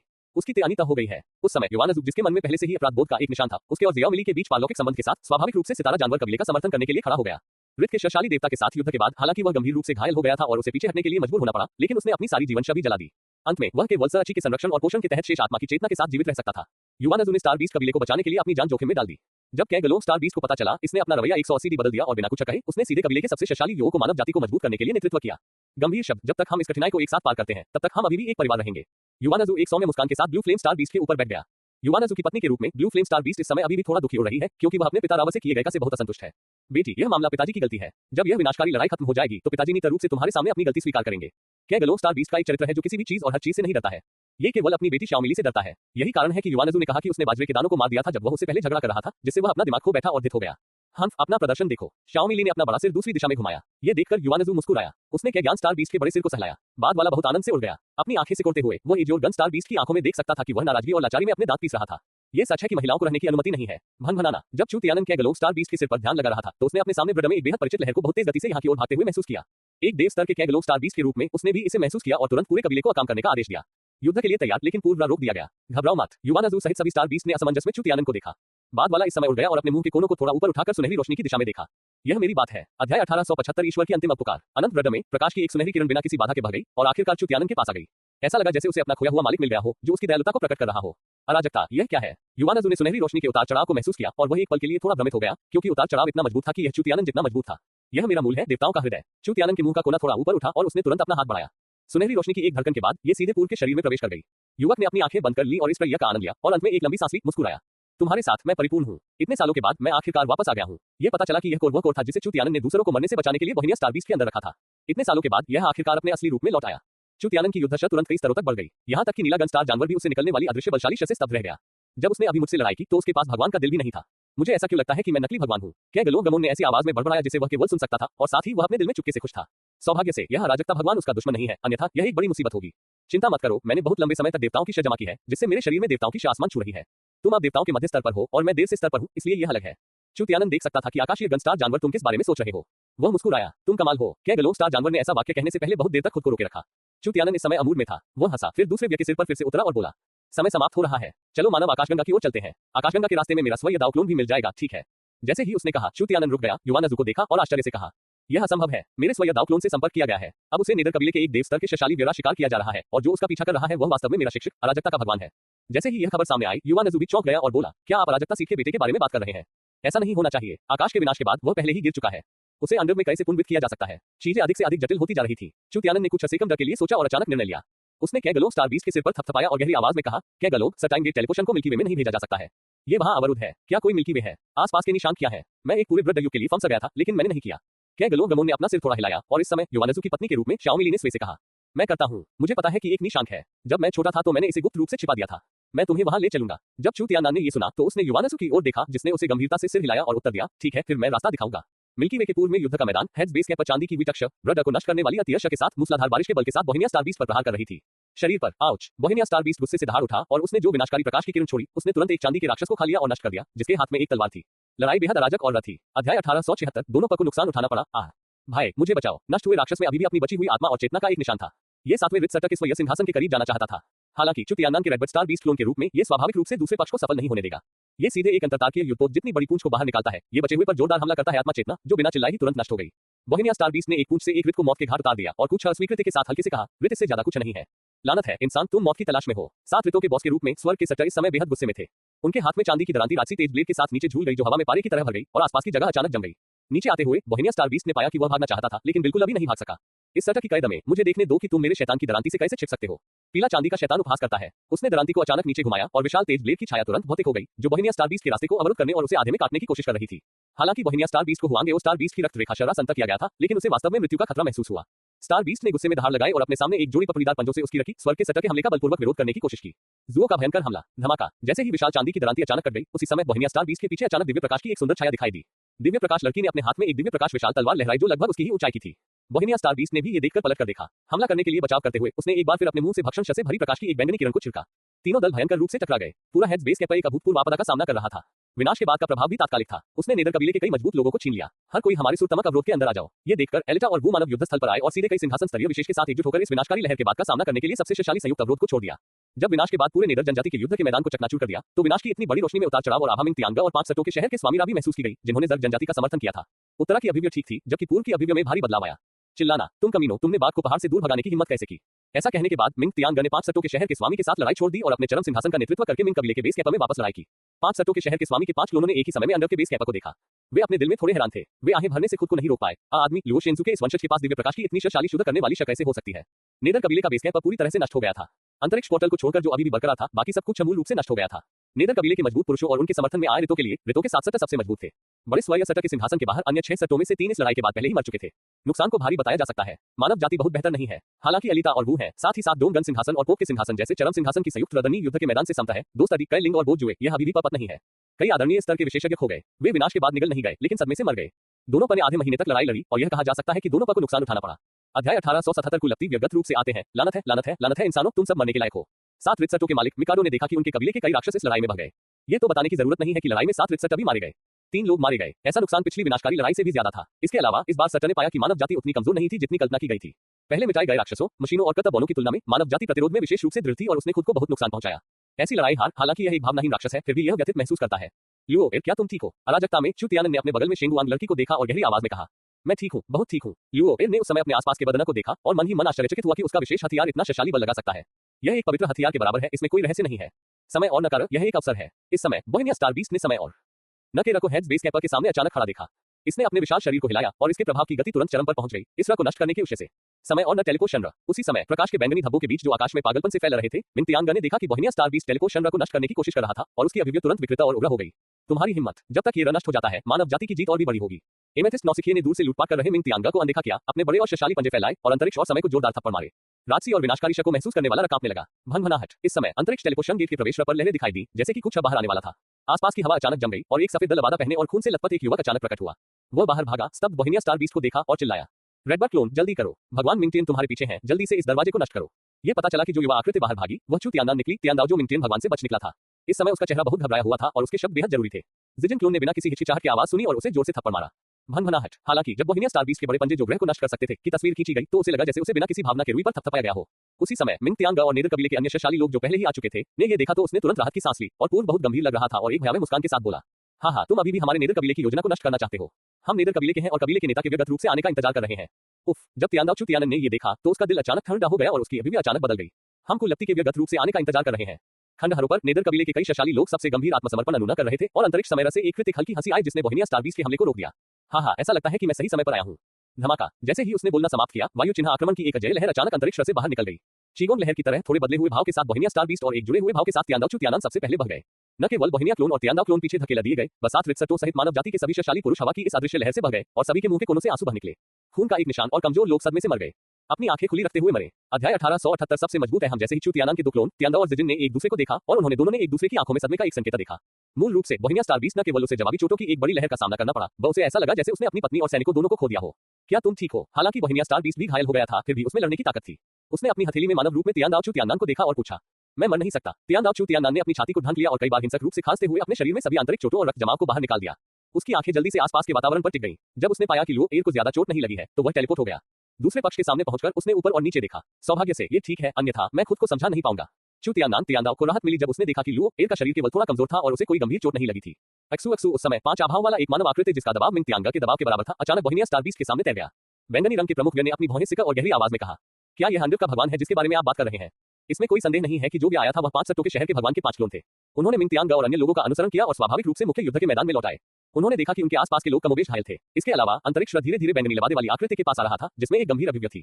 जिजिन चू तियानन ने 5 सट्टों के शहर के भगवान को पहले ही बता दिया था कि नीदरलैंड कबीले में एक देव स्तर की शक्ति और उस समय के वे दोनों ही इसके बारे में जानते थे। जिस कारण से पूर्व ने नीदरलैंड कबीले के अंतरिक्ष टेलीपोर्शन गेट को अभी नष्ट करना चाहा था, वह उस भगवान को रोकना था। जल्दी से युद्ध के मैदान में प्रवेश करें। लेकिन तथ्यों को देखते हुए दूसरी पास अभी की कल्पना से कहीं अधिक तेजी से आए। सिटी लॉर्ड, बॉस, क्या आप सब ठीक हैं? बॉस, हम यहाँ हैं। तियानन, क्या आप कहीं घायल हैं? उसी समय अलीता, कैलिंग और चमत्कारी सोपान दल के अन्य सदस्य सीधे पहुंचे और पीछे से कियोनेग्लोगजुओ, एपोकेलिप्स और पोप के साथ तियांगा, तियानेर कठपुतली को नियंत्रित करने वाले देवता साशा, महान दानव सिंहासन और युद्ध जादूगर लिन सभी शुरू से ही परिचित थे। उसके बाद तीसरे स्तर के सिंहासन स्तर के पावर हाउस हैं जैसे कि चू तियानन के गुरु फेगा तियानजुओ और लुओ एयर के पिता लुओ तियानजुओ, जिनमें वे 5 सितारा सिंहासन पावर हाउस शामिल हैं, जिनका सामना उन्होंने एक बार पैट्रिक महल दिव्यत्र में किया था, जिसका नेतृत्व हुआन तियानजुओ ने किया था क्योंकि यहाँ सिंहासन स्तर पर के वर्षशाली लोगों को भी युद्ध में बोलने का वास्तविक अधिकार है। नीदरलैंड कबीले के पास अभी भी एक बैकअप है। ये कौन है? आवाज थोड़ी जानी पहचानी क्यों लग रही है? कियोनेग्लोगजुओ आगे की पम में आया। उसने समय और न के रसे धीरे धीरे बाहर निकलते हुए आकृति को देखा। हालांकि वह दूसरे व्यक्ति का चेहरा स्पष्ट रूप से नहीं देख सकता था, लेकिन उसे देखकर आवाज से वो बता सकता था कि उसने इसे कहीं न कहीं जरूर सुना है। हालांकि 5 सट्टों के शहर के स्वामी और जी जिंग चू तियानन ने एक दूसरे को देखा और बाद वाले को पता था कि अंडर का भावी देवता कौन था, लेकिन वह बोलना नहीं जानता था। क्या इतना जाना पहचाना होना थोड़ा जाना पहचाना है? न केवल कियोनेग्लोगजुओ, कुछ ही दूरी पर गटियन जुओ भी अपनी भौहों को सिकोड़ते हुए उसके सामने के दरवाजे को देख रहा था और उसके दिल में संदेह पहले वाले से कम नहीं थे। चूंकि सब कुछ सामने आ चुका है, इसलिए मुझे इसे छिपाने की कोई जरूरत नहीं है। जब बैंगनी वस्त्र पहने हुए टेलीपोर्शन गेट से बाहर निकला तो वह जाति के सभी ताकतवर लोगों की चौंकती निगाहों के नीचे शांति से मुस्कुराया। बहुत दिनों से नहीं मिले सभी। अध्याय 1879 में फिर से वापस आ गया हूँ। बहुत दिनों से नहीं मिले सभी, क्या ये थोड़ा अप्रत्याशित है? बैंगनी वस्त्र पहने एक युवा के समय और न के रसे धीरे धीरे बाहर चला गया। उसने अपने कंधों पर एक बैंगनी तलवार रखी थी जो हिंसक और हिंसक उतार चढ़ाव को दूर करती थी। वह मानव जाति में सभी को अप्रत्याशित रूप से प्रकट करने के लिए तत्पर थी, लेकिन अब ये बेहद दुष्ट दिखती है। मैं फिर से वापस आ गया हूँ। अराजकता। 5 सट्टों के शहर के स्वामी ने ये देखकर भौहें सिकोड़ ली। उसने उसी सीढ़ी टीम के पूर्व सदस्य को देखा जो खुद के रूप में था अराजकता ब्रड का पूर्व नेता और तथाकथित प्रभु स्तरीय महाश जिसने सिंहासन स्तर के सुपर मजबूत व्यक्ति को मार डाला। इस समय वह वास्तव में क्या वह अंडर के पीछे का बॉस है? यह ऐसा कैसे हो सकता है? जब फेगा तियानजुओ ने बैंगनी वस्त्र पहने उस आदमी को देखा जो अराजकता के भगवान की तरह दिख रहा था तो उसका सुंदर चेहरा अचानक पीला पड़ गया। उसने धीरे धीरे कुछ कदम उठाए, उसकी तरफ देखा और उसकी आवाज थोड़ी कांपने लगी। आहियन, हाँ, क्या ये तुम हो? तुम क्यों बनोगे? मैं अंडर का सदस्य क्यों बन गया? क्या यह मेरी प्यारी फेगटियन है? बैंगनी वस्त्र पहने आदमी को अचानक अपने दिल में एक चुभन महसूस हुई जब उसने अपने सामने परिचित लड़की को देखा, लेकिन उसका चेहरा अभी भी अनियमित अहंकार से भरा था। ये कहना होगा कि यह अहंकार मानव जाति के कुछ बुरे और मजबूत लोगों के लिए युवा और तुच्छ अराजकता भगवान की तरह है। आप नेदर कबीले के नेता क्यों हैं? मैंने आपको मरते हुए देखा। क्या ये सब मेरे लिए झूठ हो सकता है? फेगा तियानजुओ की आवाज बेहद असहज थी और उसकी आवाज भी थोड़ी कांप रही थी। स्वयं दाओ चू तियानन टेलीपोर्ट हो गया। वह दूसरे पक्ष के पास आया और उसे पकड़ लिया और एक संदेश के माध्यम से कहा, मास्टर पत्नी, अब यह हुआ नहीं, ये दानव जिसने पूरे कर्तव्यों का वध किया अब अराजकता का स्वामी नहीं है। उसने कर्तव्यों का वध किया। ये सुनकर फेगा तियानजुओ ने कहा कि वह इसे अपने दिल में स्वीकार नहीं कर सकती। वह हमेशा से एक जैद थी, लेकिन वह अपने दिल में अराजकता के स्वामी को कभी नहीं छोड़ सकती थी क्योंकि वह उससे बहुत प्यार करती थी। बात के मरने के बाद वह अपने मूड को सुन्न करने के लिए अभ्यास पर ध्यान केंद्रित कर रही थी। हालांकि अब यह अलग है। फेगा तियानजुओ ने देखा कि अराजकता का स्वामी अभी भी जीवित था। उसे खुश होना चाहिए था, लेकिन अब वह नेदर कबीले का नेता बन गया है जिसे वह नहीं पहचानती। वह एक देव स्तरीय शक्तिशाली व्यक्ति है। पहले वह अभी भी वही था। उसका भी अब समूह के भीतर दुश्मन है। लोग इतने बड़े अंतर को कैसे स्वीकार कर सकते हैं? अराजकता, ये क्यों है? तुम मानव जाति को धोखा क्यों दे रहे हो? 5 सट्टों के शहर के स्वामी आगे बढ़े और चिल्लाए। उसकी भावनाएं भी थोड़ी उचित थी क्योंकि उसके दिल में नफरत ने भी उसे गुस्से में फटकार लगाई। तुमने हुआन तियानजाओ पर हमला क्यों किया? वह तुम्हारा बड़ा भाई है। क्या तुम नहीं जानते कि हुआन तियानजाओ तुम्हारे लिए कितना है? तुम वास्तव में अपने ही बड़े भाई पर हमला करने और उसे मारने का दिल रखते हो। तुम्हारा विवेक कहाँ है? ये शब्द सुनकर कंधे पर चाकू रखे बैंगनी वस्त्र पहने आदमी दिल खोलकर हंसा। उसकी मुस्कान और भीड़ और अभिमानी हो गई, मानो वह ब्रडा के प्रति अपना असंतोष व्यक्त कर रहा हो। तुम मुझसे मेरे विवेक के बारे में पूछ रहे हो? हाँ, किसने मुझे स्वर्ग के विनाश के युद्ध के दौरान तोप का चारा बनने के लिए कहा? बैंगनी वस्त्र पहने आदमी ने मुस्कान के साथ 5 सट्टों के शहर के स्वामी को देखा। यह मेरा बड़ा भाई है अराटिंजा। अगर हुआंगतियानज़ुओ ने मुझे ऐसा करने के लिए मजबूर नहीं किया होता तो क्या मैं मर जाता। सौभाग्य से मैंने अपनी जान बचा ली, अन्यथा मुझे पुनर्वित होने का मौका नहीं मिलता। बैंगनी वस्त्र पहने हुए आदमी को इतना उत्साहित देखकर चू तियाननान भी चुप हो गया। उसे विनाशस्वय युद्ध के बारे में पहले से पता था, लेकिन यह वास्तव में पहली बार था जब उसने इसके बारे में सुना था। ये सच था कि वह इसे समझ नहीं पाया था। ऐसा लग रहा था कि इसमें कोई छिपा हुआ रहस्य था। हम उजाड़ स्वर्ग सीट गिर गई है और आपके पास इसे साबित करने के लिए कोई सबूत नहीं है। क्योंगलुक सीट ने थर्ड सांस ली। हाँ, मैं बिना किसी सबूत के मर गया तो क्या? वैसे भी मैं तुमसे बदला लेने के लिए ही हूँ। बैंगनी वस्त्र पहने हुए आदमी गुवान दाओ को पकड़े हुए भयंकर रूप से मुस्कुरा रहा था। इसके अलावा मेरा नाम मिंग तियान शेन है, न कि अराजकता भगवान, न ही इयिन। मेरे प्यारे फे गटियन, आपकी काया अराजकता जो मौत से डरती है, लंबे समय से मेरे मिंग तियान भगवान के लिए एक बलिदान बन गई है। अध्याय 1880 समान स्तर पर नहीं, अतीत की अराजकता एक बलिदान बन गई है। अब मैं मिंग तियन का असली भगवान हूँ। प्यारे फे गटियन, मेरे पास आओ। मिंग तियन के देवता ने अभी भी अपने शरीर पर बैंगनी गुवान दाओ को कंधे पर रखा था और उसने अपना बायां हाथ फैलाया। उसकी मुस्कान अजीब और अप्रत्याशित थी। हालांकि वह एक अराजकता के भगवान की तरह दिख रहा था, वह दूसरे से पूरी तरह से अलग था, जिसने उसे जानने वाले सभी लोगों को डरा दिया। तुम अराजकता नहीं हो और तुमने वास्तव में अराजकता को मार डाला। मैं तुम्हारे साथ लगा। जब फे गटियनज़ुओ ने सुना कि जिस आदमी से वह प्यार करता था वह वास्तव में उसके मारा गया था, तो वह तुरंत बेहोश होकर बाहर भागा। लुओ फे गटिन ने उसका पीछा किया। ब्रड के नियमों का संघनन अचानक प्रकट हुआ और तुरंत ध्वनि के कम विटा में यह एक अजय बल के साथ अंधेरे के देवता की ओर बढ़ गया। लियू फे गजुए, फे गटियनज़ुओ की पतली जैड उंगलियों ने बार-बार लुओ फे गटिन के तारों को बजाया और ध्वनि बूम उड़ रहे थे, एक पल में सब कुछ तोड़ रहे थे। गति इतनी तेज थी कि 5 सट्टों के शहर के स्वामी के पास भी उन्हें रोकने का समय नहीं था और वे सभी मिंग तियन के देवता की ओर दौड़ पड़े। नेदर कबीले के कई शक्तिशाली लोग और रिक्तियान एक ऐसे हंस रहे थे जैसे वे सिंहासन पर हो। नेदर स्काई गॉड ने जब ते देखी तो हंसे बिना नहीं रह सके।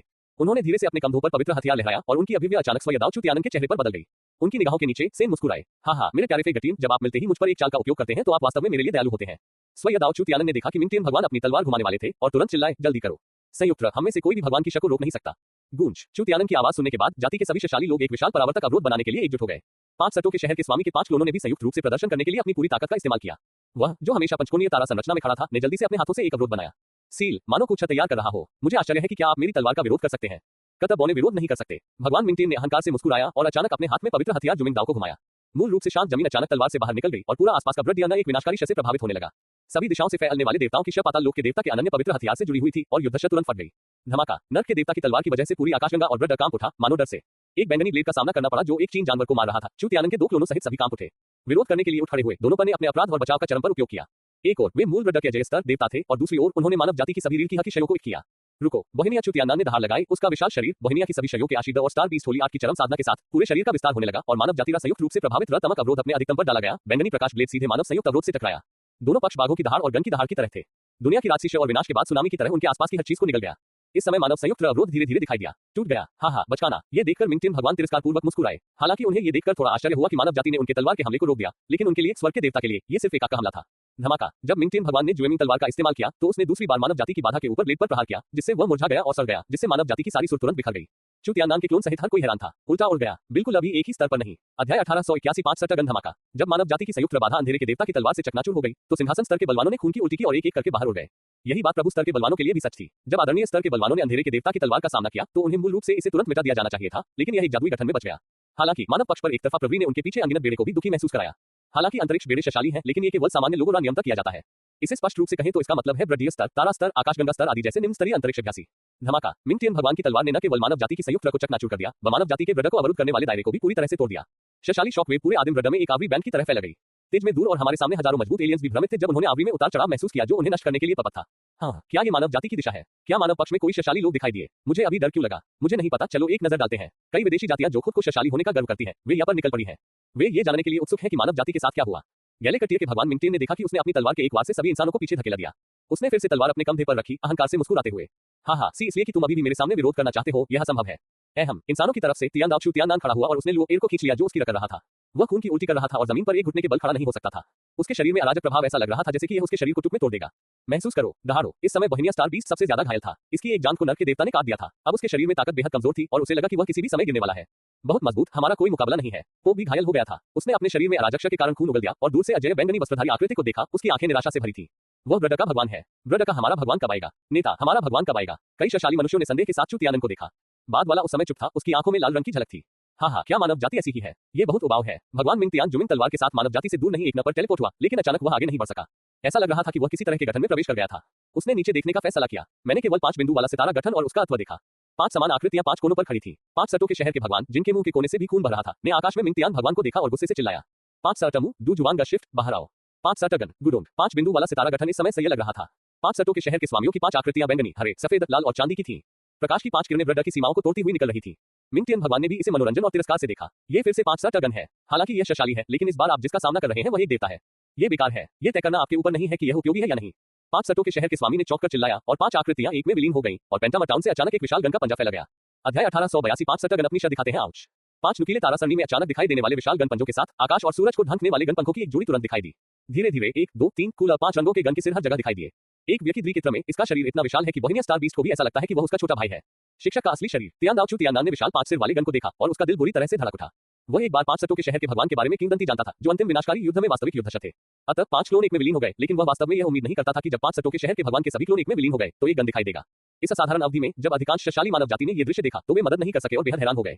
क्या उन्हें उम्मीद नहीं थी कि मानव जाति के नेताओं में से एक 5 सट्टों का भगवान वास्तव में एक गन में बदल सकता है। मानव जाति के विशाल बहुमत के सदमे और भ्रम के जवाब में मानव जाति के एक वरिष्ठ के रूप में वह मूल रूप से सिंहासन पर नए पदोन्नत एक मजबूत नहीं है और मूल रूप से चुप और उत्साहित रहता है, क्योंकि वे जानते हैं कि 5 सट्टों का शहर का भगवान क्या है और उसने बिना किसी निशान के इतने लंबे समय तक मानव जाति के लिए कड़ी मेहनत की है। पहले तो मानव जाति के कई बुजुर्ग भयभीत और विस्मयकारी रहे होंगे, लेकिन समय की कटौती और बपतिस्मा के बाद हुआंग तियानजुओ के मजबूत समर्थन के साथ इस तरह आज के 5 सट्टा शहर के स्वामी का जन्म हुआ। बहुत बढ़िया, शहर के स्वामी आखिरकार अपने 2 शरीरों को एक में मिलाने के लिए तैयार है। हम बच गए। हुआंग तियानजुओ खड़ा हो गया और उसने उत्साहित होकर कहा, भले ही वह शदा था। भगवान मिंगटिन ने राजसी 5 सिर वाले गन को देखा। उसके चेहरे पर गंभीरता का भाव था जो उसने लंबे समय से नहीं देखा था और उदासीनता से कहा, 5 सट्टा गन क्या लंबे समय से खोए हुए शरीर है ना?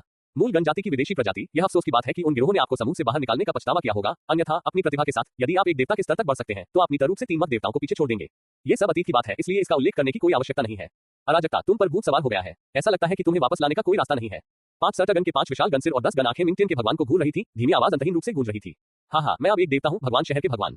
आप सी एक अर्ध देवता स्तर के गन है। क्या आपको लगता है कि आप मेरे प्रति हैं? ये सुनकर मिंगटिन भगवान ने क्या किया? हुलोग। अगले ही पल 5 सट्टा गन ने अपने पंख खोले जो आकाश को ढक रहे थे और आकाश में उड़ गए। भयंकर और हिंसक हवा के बल ने दूरी में बाधा डालने वाले तारों को भी उड़ा दिया। 5 सट्टा गन दहाड़ते हुए नीचे उतरे और गन अंतरिक्ष को चीरने में सक्षम लग रहा था, पंजे जोर से पकड़ते हुए। हाँ, मैं बेकार का काम कर रहा हूँ, भगवान मिंगटिन ने किया, लेकिन इससे पहले कि वह अपने शब्दों को पूरा कर पाता, वह तुरंत एक विशाल गन के पंजे से मारा गया। 5 सट्टा गन ने दहाड़ लगाई और फिर पहले वाले को पकड़ लिया और तारों वाले आकाश में एक लंबा निशान मिटा दिया। चीख। भगवान मिंगटिन को उम्मीद नहीं थी कि 5 सट्टा गन की शर पहले से ज्यादा मजबूत होगी। उसने प्रति के गन के पंजों का विरोध करने के लिए जुमिंग तलवार पकड़ी। हालांकि प्रति के पास बहुत ज्यादा शलाभ था, जिसके कारण वह पहले बहुत ज्यादा आत्मीसी हो गया था और उसे तुरंत खा लिया गया। भयंकर नुकसान। धमाका। 5 सट्टा गन के विशाल गन के पंजे मिंगटिन के भगवान पर कस गए। यह अपने पंजों को जोर से पकड़े रहा, मिंगटिन के भगवान को कुचलने की कोशिश कर रहा था। भले ही मैं एक देवता हूँ, फिर भी ये तुम्हें हराने के लिए पपत है। इस समय कई दौर की लड़ाई के बाद ये कहा जा सकता है कि मिंगटिन के भगवान को दबा दिया गया और पीटा गया और प्रति के पास वापस लड़ने की कोई क्षमता नहीं थी। कुछ चल रहा है। क्यों ने ये देखा और आश्चर्य में कहते हुए अपनी जान थपथपाई। ये शब्द सुनकर मिंगटिन भगवान बेश से हंसे और उनकी हंसी गन के पंजों में और भी बेकाबू हो गई। हाँ, ऐसा लगता है कि अगर मैं कुछ असली कौशल नहीं दिखाता तो लोग मुझे नीची नजर से देखेंगे।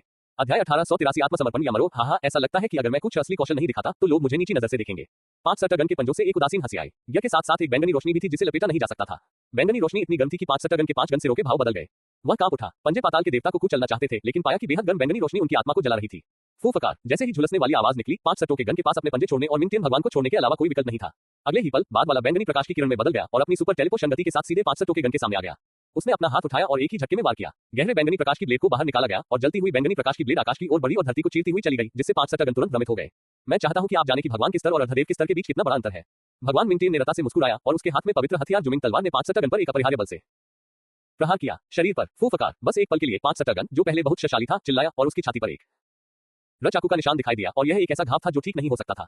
विशाल गन का शरीर सभी के सामने था। मिंगटिन भगवान की तलवार से सीधे वार किया गया और उसका शरीर उड़ गया। अंत में बोहेमिया स्टार बीस्ट मूल से उसे पकड़ पाया। 5 सट्टा गन की छाती से लगातार ऊंची रक्त बह रहा था। कई लिंग आगे की ओर उड़ी और प्रति की चोटों को फैलने से रोकने के लिए अपनी 10,000 आत्माओं की शक्ति का इस्तेमाल किया, लेकिन पाया कि यह बिल्कुल अभी संभव नहीं था। नहीं, मैंने हर तरह की कोशिश की, लेकिन ये शहर के स्वामी के घावों को रोक नहीं सका। कई लिंग की आवाज में आग्रह था। पोप और अन्य लोग भी मदद करने आए, लेकिन फिर भी इससे कोई मदद नहीं मिली। आपदा। क्या हमारी मानव जाति का नाश हो जाना चाहिए? उसी समय पूरे मानव शिविर के दिलों में कुछ हताश दरारें दिखाई देने लगी। उन्होंने अजय मिंगटिन भगवान को मानव जाति के 5 सट्टों को बिना किसी मामूली लड़ाई के हराते हुए देखा। हर किसी का मूड थोड़ी देर के लिए नीचे गिर गया और उनके दिलों में निराशा उमड़ने लगी। मानव जाति के मजबूत लोग मौत से नहीं डरते, लेकिन भयानक बात यह है कि अगर वे मर भी जाएं तो कुछ अभी नहीं बदला जा सकता। ये सबसे निराशाजनक बात है। हाँ, आपकी मानव जाति के सबसे मजबूत 5 सट्टा गन और हुआंग तियानजुओ चले गए हैं। आपके पास और क्या है? क्या कोई और भगवान हो सकता है? मिंगटिन भगवान आगे की ओर उड़ गए, एक भगवान की तरह सभी छोटी चींटियों को नीचे देखते हुए। उनकी आवाज उदासीन थी। इस समय मानव जाति से किसी ने भी जवाब नहीं दिया और कोई भी जवाब नहीं देगा। भगवान मिंगटिन अब और इंतजार करने के लिए तैयार नहीं थे। उन्होंने 5 सट्टा गन और चू तियानदान को देखा और शांति से कहा, आत्मसमर्पण करें या मरें, आपकी पसंद। मौन। जब भगवान मिंगटिन ने ये शब्द कहे तो मानव पक्ष में एक अजीब सी खामोशी थी, लेकिन इस समय मृत्यु के डर से आत्मसमर्पण के शब्द अभी भी नहीं थे। सभी ने स्वयं दाओ चू तियानदान और 5 सट्टा गन को देखा और वे चुप थे। रेडबर्ड, मेरी मदद करो। रेडबर्ड स्टार बीस्ट के सहारे 5 सट्टा गन ने धीरे धीरे अपने विशाल शरीर को रखा। 5 गन के सिर ने मिंगटिन भगवान को देखा। हालांकि उनकी आवाज थोड़ी घमंडी थी, फिर भी वे जी और दृढ़ थे। मैं तुम्हारे साथ एक और दिन लड़ सकता हूँ। ये देखकर कि 5 सट्टों के शहर के भगवान ने आत्मसमर्पण नहीं किया, मिंगटिन भगवान को पता था कि अगर वह आत्मसमर्पण नहीं करता तो मानव जाति को वश में नहीं किया जा सकता। हालांकि इस व्यक्ति आत्मसमर्पण करने की हानि का सामना करते हुए वह अभी भी लाल चेहरे के निशान के साथ जुमिंग तलवार को पकड़े हुए था। इस समय भी उपहास से भरा हुआ। अगर ऐसा है तो तुम सब नरक में जाओ। अध्याय 1884 कारावास। 5 सट्टा गन के दृढ़ संकल्प और ताकत का सामना करते हुए अनगिनत मजबूत इंसानों ने एक दूसरे का समर्थन करना शुरू कर दिया और एक एकीकृत अड़िक भावना दिखाई। मृत्यु डरावनी नहीं है, लेकिन डर अंतहीन अंधेरे में जीवित रहने का है। ये वही है जो सभी मजबूत इंसानों के पास है। लोगों के लिए इसे स्वीकार करना कठिन है। चूंकि तुमने अपना चुनाव कर लिया है तो मुझे दोष मत दो। ती को देखकर मिंग टियन भगवान ने उपहास किया और वह अपने दिल में निराशा के साथ सूख गया। शुरू में उसे थोड़ी हिचकिचाहट हुई, लेकिन अब वह और नहीं हिचकिचाया और अपने हाथ में जुमिंग तलवार उठाई। जैसे ही वह खड़ा हुआ, उसने ऊपर की काली वृद्धि आकाशगंगा में धीरे-धीरे फटने का एक निशान देखा। वृद्ध में फटे हुए अंतरिक्ष के निशान बड़े और बड़े होते जा रहे हैं। यह एक अर्धवृत्त बनाता है और पागलों की तरह फैलने लगता है। फैलाव का दायरा अथाह स्तर तक पहुंच गया है। ती को देखकर तियानदाओ चू तियाननान की आंखों की पुतलियां थोड़ी सी कुंवर गईं और वह सदमे में बोला, अंडर कैग्यूपो, ये सही है। मिंग तियान भगवान इस समय जो उपयोग कर रहे हैं वह मिंग दाओ के कानून में अंतिम रहस्य है। मिंग दाओ वानिंग मून का, लेकिन चू तियानन ने जो जारी किया है उसकी तुलना में यह अधिक प्रभावशाली है और यह चू तियानन बिल्कुल नहीं है। तियाननान की वर्तमान ने उसे अंडर वानिंग मून कर को सही करने की अनुमति दी और उसने तुरंत चिल्लाया, वह सभी को अंडर के ब्लैक होल में निगल जाना चाहता है। हाँ, मेरे अशिष्य की ध्रिय है। ऐसा लगता है कि आपका अंडर का कानून परिपक्व हो गया है। भगवान मिंग टियन ने इस समय थोड़ा सिर हिलाया। वह किसी चीज की ओर इशारा करते हुए लग रहा था, लेकिन इस समय बेहद जरूरी थी और किसी ने इस पर ध्यान नहीं दिया। विस्तार से पुकारो, ये देखते हुए कि अंडर का ब्लैक होल बड़ा और बड़ा होता जा रहा है और इसका फैलाव पूर्व तक पहुंच गया है। ये केवल समय की बात है, इससे पहले कि यह पूरे मानव वृत्त को निगलना चाहता है। हवा का एक सुंदर सिलहुट बाहर निकलता है और अंत में कई हैरान आंखों की निगाहों के नीचे जब वे मिंग टियन भगवान के सामने नहीं पहुंचे तो दोनों ने एक दूसरे को हवा में देखा। जब मिंग टियन भगवान ने उसे अवरुद्ध करने वाली सुंदर आकृति को देखा तो उसकी आंखों में एक अगोचर प्रकाश चमक उठा और उसने दांत पीसते हुए कहा, रास्ते से हट जाओ। इन शब्दों को सुनकर मिंग टियन भगवान के सामने खड़ी सुंदर आकृति ने आखिरकार एक राहत भरी हंसी निकाली। फे गतियानजू ने पूर्व की ओर देखा और कहा, आप वास्तव में ये है ना? आप ऐसा क्यों कर रहे हैं? प्रश्नवाचक चिन्ह उद्धरण चिन्ह। मैं आपको रास्ते से हटने के लिए कह रहा हूँ। मैं अराजकता नहीं हूँ, मैं इसे फिर से कहूंगा, मैं अंडर का भगवान हूँ। अंडर के भगवान ने अचानक गुस्से से दहाड़ लगाई। उसका हाथ इस समय थोड़ा अरा था और उसकी आंखें एक अलग तरह की रोशनी से चमक रही थी। उसने अपने माथे को अपने बाएं हाथ से पकड़ लिया और गुस्से से देखा, मैं समझता हूँ मैं आपकी पत्नी और कृषि को चोट नहीं पहुंचाऊंगा। भगवान मिंग तियान खुद से बात कर रहे थे, लेकिन फिर गतियानजू ने आवाज सुनते ही अपने मुंह के कोनों को थोड़ा ऊपर उठाया, लेकिन फिर भी कोई हरकत नहीं की। पूर्व ने देखा कि दूसरा पक्ष उसे धमकी दे रहा था और तुरंत उपहास किया। यह मत सोचो कि सिर्फ इसलिए कि मैंने अपने शरीर में आदमी की शव पर सहमति व्यक्त की तुम जो चाहो कर सकते हो। मेरे सामने कुछ खास नहीं है। भगवान मिंग तियान बोलते समय मिंग तियान भगवान ने अपना बायां हाथ बाहर निकाला और बैंगनी प्रकाश के निशान एक बड़े जाल में बदल गए जो सीधे फे गतियानजू को ढक रहा था, लेकिन उसे चोट नहीं लगी, वह एक तरफ खींच लिया गया। आहिन, तुम्हें ऐसा करने का पछतावा जरूर होगा, इसे बंद करो। ये देखकर फे गतियानजू ने तुरंत कहा, उसकी आवाज अराजकता के प्रति लगाव से भरी थी। दूसरी ओर मिंग तियन भगवान ने एक कदम आगे बढ़ाया। उसने फे गतियानजू की ओर पीठ की और शांति से कहा, जिस क्षण से मैं भगवान बना हूं मुझे कोई पछतावा नहीं है। मैंने देखा कि मिंग तियन भगवान अपने हाथ में जुमिंग तलवार लहरा रहे थे और ऊपर मिंग द ब्लैक होल जो पहले से ही हमला करने के लिए तैयार था ने आखिरकार एक अजय बल के साथ इसे दबा दिया। नहीं आहिन, ये दृश्य देखकर फे गतियानजू ने दोनों हाथों से अविनाशी पिंजरे को पीटा और असहाय होकर बैठ गया। उसकी आवाज निराशा से भरी हुई थी। अध्याय 1885 भगवान नहीं आहिन वापस आता है। फे गतियानजू की उदासी और निराशा से भरी आवाज सुनकर मिंग तियन भगवान स्पष्ट रूप से हिचकिचा रहे थे जब वह अपनी तलवार घुमाने वाले थे, लेकिन उन्होंने दूसरे पक्ष को नहीं देखा। बघायल 5 सटगन और बोहेनिया स्टार 20 पर ध्यान केंद्रित किया। उसके मुंह के कोने थोड़े ऊपर उठे हुए थे। चिंता मत करो मेरे प्यारे फे गतियानजू, हमारा प्रशी मरेगा नहीं। मैं अपने हमलों को नियंत्रित कर सकता हूँ। मैं बस मानव जाति के उच्च पदों के लिए कार बदल करना चाहता हूँ। सार वही रहता है, दुखी मत हो, जब ये युद्ध खत्म हो जाएगा तो हम हमेशा के लिए एक साथ रहेंगे। मिंग तियन भगवान की आवाज ने फे गतियानजू को सांत्वना दी और बाद में भावुक होकर चिल्लाया, मैं इस तरह का परिणाम नहीं चाहता। मैं तुमसे विनती कर रहा हूँ आहिन, कृपया मानव जाति को जाने दो। क्या मैं तुम्हारा अनुसरण कर सकता हूँ? चलो एक निर्जन वृद्ध खोजे और बिना किसी परेशानी के अपना जीवन जिए, ठीक है? फे गतियानजू का सामना करते हुए उसकी मानसिकता इस समय थोड़ी टूटी हुई थी। जब चीजें इस बिंदु पर पहुंच गईं, तो उसने दूसरे पक्ष से कुछ भी उम्मीद नहीं की। वो सिर्फ बहुत अधिक हताहत नहीं करना चाहती थी, क्योंकि दोनों पक्ष के बीच युद्ध में पहले से ही शुरू से लेकर वर्तमान तक बहुत अधिक नुकसान हुआ था। फे गतियानजू की दिल दहला देने वाली भीख मांगने वाली आवाज को सुनकर, अपने दिल की गहराई में उस परिचित और महत्वपूर्ण आवाज को सुनकर मिंग तियन भगवान ने स्पष्ट रूप से एक पल के लिए हिचकिचाहट की, लेकिन अंत में उन्होंने अभी भी फे गतियानजू की हताश टकटकी के तहत जुमिंग तलवार को पकड़ रखा था। इसे नीचे लहराया, बहुत देर हो चुकी है, चलो सब मर जाते हैं। मैं अपने कबीले और उत्तराधिकारी कबीले का नेतृत्व करके नई मानव जनजाति बनूंगा। हुलुग, जब अंडर का ब्लैक होल आसमान से भयंकर रूप से गिरा और दमन की अजय से उसे घेर लिया तो मानव जाति पूरी तरह से शांत हो गई। 5 सटगन ने अपना सिर आसमान की ओर उठाया और दहाड़ लगाई। बोहेनिया स्टार 20 के समर्थन से उन दोनों ने एक साथ मिलकर एक शक्तिशाली आत्मा अवरोध को मुक्त किया और कैलिंग लुओर और एलिटा सहित मानव जाति के अन्य सभी शक्तिशाली लोगों ने रतमक अवरोध को मजबूत करने के लिए अपनी सबसे शक्तिशाली आत्मा जारी की। शिष्य, हम नरक के देवता के हमले का सामना नहीं कर सकते। 5 सटगन ने ऊपर विशाल ब्लैक होल को देखा जो मानव वृत्त को कवर कर सकता था और इस क्षण उसका दिल चुप हो गया। उसने संदेश बोहेनिया स्टार 20 को शिफ्ट किया। सबसे मजबूत आत्मा ने प्रति की मदद करने के लिए स्टार 20 थोड़ी 8 के साथ सहयोग किया। ये बोला नहीं, लेकिन फिर भी दृढ़ता और हठपूर्वक कायम रहा। हुलुग, जैसे ही अंडर का ब्लैक होल धरती को हिला देने वाली ताकत से दबा दिया गया, अंडर के भगवान ने बोर्ड पर मछली बन चुकी मजबूत मानव जाति को देखा और अनजाने में उनके मुंह का कोना आराम के निशान के साथ सिकुड़ गया और घमंड से हंस पड़े। हाँ, मेरे धैर्य और अपमान के वन ने आखिरकार भुगतान कर दिया है। चिंता मत करो, तुम्हारे मरने के बाद मानव जाति की नींव अभी भी वहां होगी। मैं उन्हें चोट नहीं पहुंचाऊंगा। मैं मानव जाति को बदलना चाहता हूं, उसे नष्ट नहीं करना चाहता। फे गतियानजू मिंग तियन भगवान रात छोड़े गए पिंजरे से बाहर निकलने में असमर्थ थी। वह केवल असहाय होकर देख सकती थी क्योंकि मजबूत मानव जाति बेकार प्रतिरोध कर रही थी। कोई उसके दिल में निराशा की कल्पना कर सकता है। जन्म से लेकर अब तक वह केवल 2 बार निराशा में रही है। एक बार अराजकता के भगवान की मृत्यु हुई थी और दूसरी बार अब है। भाड़ में जाओ, मैं मानव जाति को एक नई ऊंचाई पर ले जाऊंगा। भगवान मिंग तियन ने भयंकर रूप से मुस्कुराया। अब जब हम इस बिंदु पर पहुंच गए हैं तो चीजें अपरिवर्तनीय है। केवल मृत्यु ही इस युद्ध को समाप्त कर सकती है। ये देखकर कि अंडर के ब्लैक होल को अजय तरीके से दबा दिया गया था, मानव जाति का संयुक्त रूप से लॉन्च की गई आत्मा बाधा ने तुरंत बड़ी संख्या में दरारें दिखाई और पलक झपकते ही बिखर गई। कई मानव आकृतियों ने खून की उल्टी की और चू तियानन ने इस समय अपने दांत पीस लिए। वो एक कदम उठाने वाला था, लेकिन अचानक पाया कि उसकी आंतरिक दुनिया में अचानक एक संबंध और उतार चढ़ाव था। उसने अचानक पूर्व को देखा और अचानक मुस्कुराया। हाँ, भगवान मिंग तियन, जिस चीज का आपको अपने जीवन में सबसे ज्यादा पछतावा है वह ये है कि आपने पहले बहुत ज्यादा बात की थी। तियान दाओ चू तियानन की अभिमानी मुस्कान का सामना करते हुए मिंग तियान शेन ने भी भौहें सिकोड़ ली। उन्हें स्पष्ट रूप से लगा कि कुछ गड़बड़ है, लेकिन उन्होंने फिर भी तिरस्कारपूर्वक उपहास किया। चिंता मत करो मेरे शिष्य, मैं वादा करता हूं कि वह आपको चोट नहीं पहुंचा सकता। आप बस देखें कि मानव जाति कैसे काट फेरबदल करती है। हुलुग, जैसे ही अंडर का ब्लैक होल मिल्की वे को निकलता है, जब वह पहले 5 सटगन और बोहेनिया स्टार 20 को निगलने वाला होता है तो उसे एक अदृश्य बाधा का सामना करना पड़ता है। चाहे अंडर का देवता अंडर के घटते चंद्रमा को दबाने और उसे निगलने के लिए कैसे भी नियंत्रण करे, कोई प्रगति नहीं हो सकती। दया। कई शक्तिशाली मनुष्यों ने एक के बाद एक अपनी आंखें खोली और अपने सिर के ऊपर विशाल ब्लैक होल को देखा जो नीचे नहीं गिर सकता था। वे भी थोड़े भ्रमित थे। यहाँ तक कि भगवान मिंगटियन भी दंग रह गए। जिस स्टंट पर उन्हें गर्व था वह अनजाने में इस्तेमाल किया जा सकता था। उन्हें रोक दिया गया जिससे उनकी मानसिकता थोड़ी प्रभावित हुई। क्या ये तुम्हारा राजा है जो मुझे रोक रहा है? पहली बात जो भगवान मिंगटियन के दिमाग में आई वह मानव जाति की समस्या नहीं थी। इसके बजाय वह सीधे तियान 7 ऋतुओं के बॉस को देखने के लिए मुड़ा और गहरी आवाज में कहा। ये सुनकर सर तियान चौंक गए। उसने तुरंत अपनी आंखें बंद की और महसूस किया, अपना सिर हिलाया और कहा, हमारा राजा अभी तक एकांत से बाहर नहीं आया है। नहीं। नकारात्मक उत्तर पत करने के बाद मिंगटियन भगवान ने और भी गहरी भौहें सिका। वह मुड़ने ही वाला था कि उसकी शांत और उदासीन पुतलियां अचानक संकुचित हो गई। उसका आंकड़ा उस नस से दूर चला गया और वापस आ गया। उसी समय एक सुनहरा प्रकाश ब्लेड करीब से पीछा किया। इसके बाद ब्रड्डर का न जहां नरक का देवता पहले तथा तुरंत 2 हिस्सों में विभाजित हो गया। कौन? जब भगवान मिंगटियान ने देखी और अपनी निगाहें पूर्व की ओर घुमाई तो उनकी आंखों की पुतलियां फिर से संकुचित हो गईं और फिर गतियानजु जो पिंजरे में फंस गया था निराशा से खुशी और राहत में बदल गया और अंत में राहत महसूस की। मानव जाति को बचाया जा सकता है। अडी ने सबसे पहले अपनी निगाहें पूर्व की ओर घुमाई। उसका चेहरा उत्साह से भर गया और उसने उत्साह से कहा, ये बॉस है। बॉस खुद वापस आ गया है। हा, यह अराजकता सीट है। नेता वापस आ गया है। पोप जो हमेशा बेहद शांत रहते थे ने भी शब्दों को सुनने के बाद देखा उनके चेहरे पर वही उत्साह था।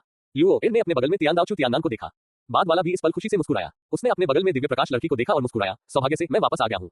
यह एक महत्वपूर्ण क्षण है। आप हमेशा इस तरह के अचानक आश्चर्य करना पसंद करते हैं लेकिन इस बार आप काफी समय पर थे। होप को देखकर लियो ने उस पर राहत की सांस ली। उसने गुस्से से अपने मी को अपने बगल में घुमाया और सूंघ ली। 5 सटों के शहर के स्वामी जो 5 सटों के गन में बदल गए थे अपने 5 गन सिरों के साथ पूर्व की ओर देख रहे थे। मृत्यु का एक संकेत था और अंत में आशा की एक किरण दिखाई दी। इसने अपने बगल में बोहेनिया स्टार बीस्ट को देखा और मुस्कुराया। मेरे अशिष्य, अगर आप थोड़ी देर से आते तो शायद सभी को ठंड लग जाती। जब बोहेनिया स्टार बीस्ट ने ये सुना तो उसका चेहरा लाल हो गया और वह मुस्कुराया। वह पूर्व दिशा में दिखाई देने वाली सुनहरी रोशनी की ओर चिल्लाया, मैं, अगर तुम यहाँ नहीं आए तो हम सब मुसीबत में पड़ जाएंगे। क्षमा करें, मैंने अगली रूप से कुछ सुदृढ़ीकरण नांतरित कर दिए जिससे थोड़ा समय बद हो गया। आकाशगंगा के पूर्व में मैंने धीरे धीरे उभरती हुई सुनहरी रोशनी से एक बहुत बड़ी आकृति को उभरते देखा। इसका शरीर 5 टन से भी बड़ा है। पूरा शरीर लाल रंग की लपटों से चमक रहा था और गति में उतार चढ़ाव जो सब कुछ नष्ट कर सकता था गर्जना के निशान के साथ आकाश में फैला गया जिसने तुरंत मानव जाति की कुल आशा को अभिभूत कर दिया। भगवान मिंगटियन भगवान ने पूर्व की ओर देखा। उसकी आंखों में आश्चर्य और अभिसक स्पर्श था। वह दिखाई देने वाले विशाल शरीर से आश्चर्यचकित नहीं था, बची यांग की विशाल आकृति से ऊपर था जो एक सुनहरा शूल पकड़े हुए था और उसका चेहरा एक परिचित था। अतुलनीय युवक ने तुरंत गुस्से में कहा, तुम भगवान कैसे बन सकते हो? फ्लैश डायमंड ने यह नहीं कहा कि तुम्हें गन कबीले के पहरेदारों ने मार दिया है। क्या ये तुम्हारा असली रूप हो सकता है? तुम्हारे क्लोन कौन है? भगवान मिंगटियन ने कभी नहीं सोचा था कि उसे पता था कि चू तियानन पहले गन कबीले के मंदिर में गया था, लेकिन फ्लैश डायमंड ने उसे वहीं छोड़ दिया था। उसने शुरू में सोचा था कि ये दूसरे पक्ष का क्लोन है और तियानदाओचू जो तियानन से पहले उसके हाथों से बच गया था वह असली था और ये सभी उल्फे रउस के लिए स्वीकार करना थोड़ा कठिन था। इसलिए भगवान मिंगटियन अचानक पीछे मुड़े और चकित फ्लैश डायमंड को देखने लगे और दहाड़ने लगे।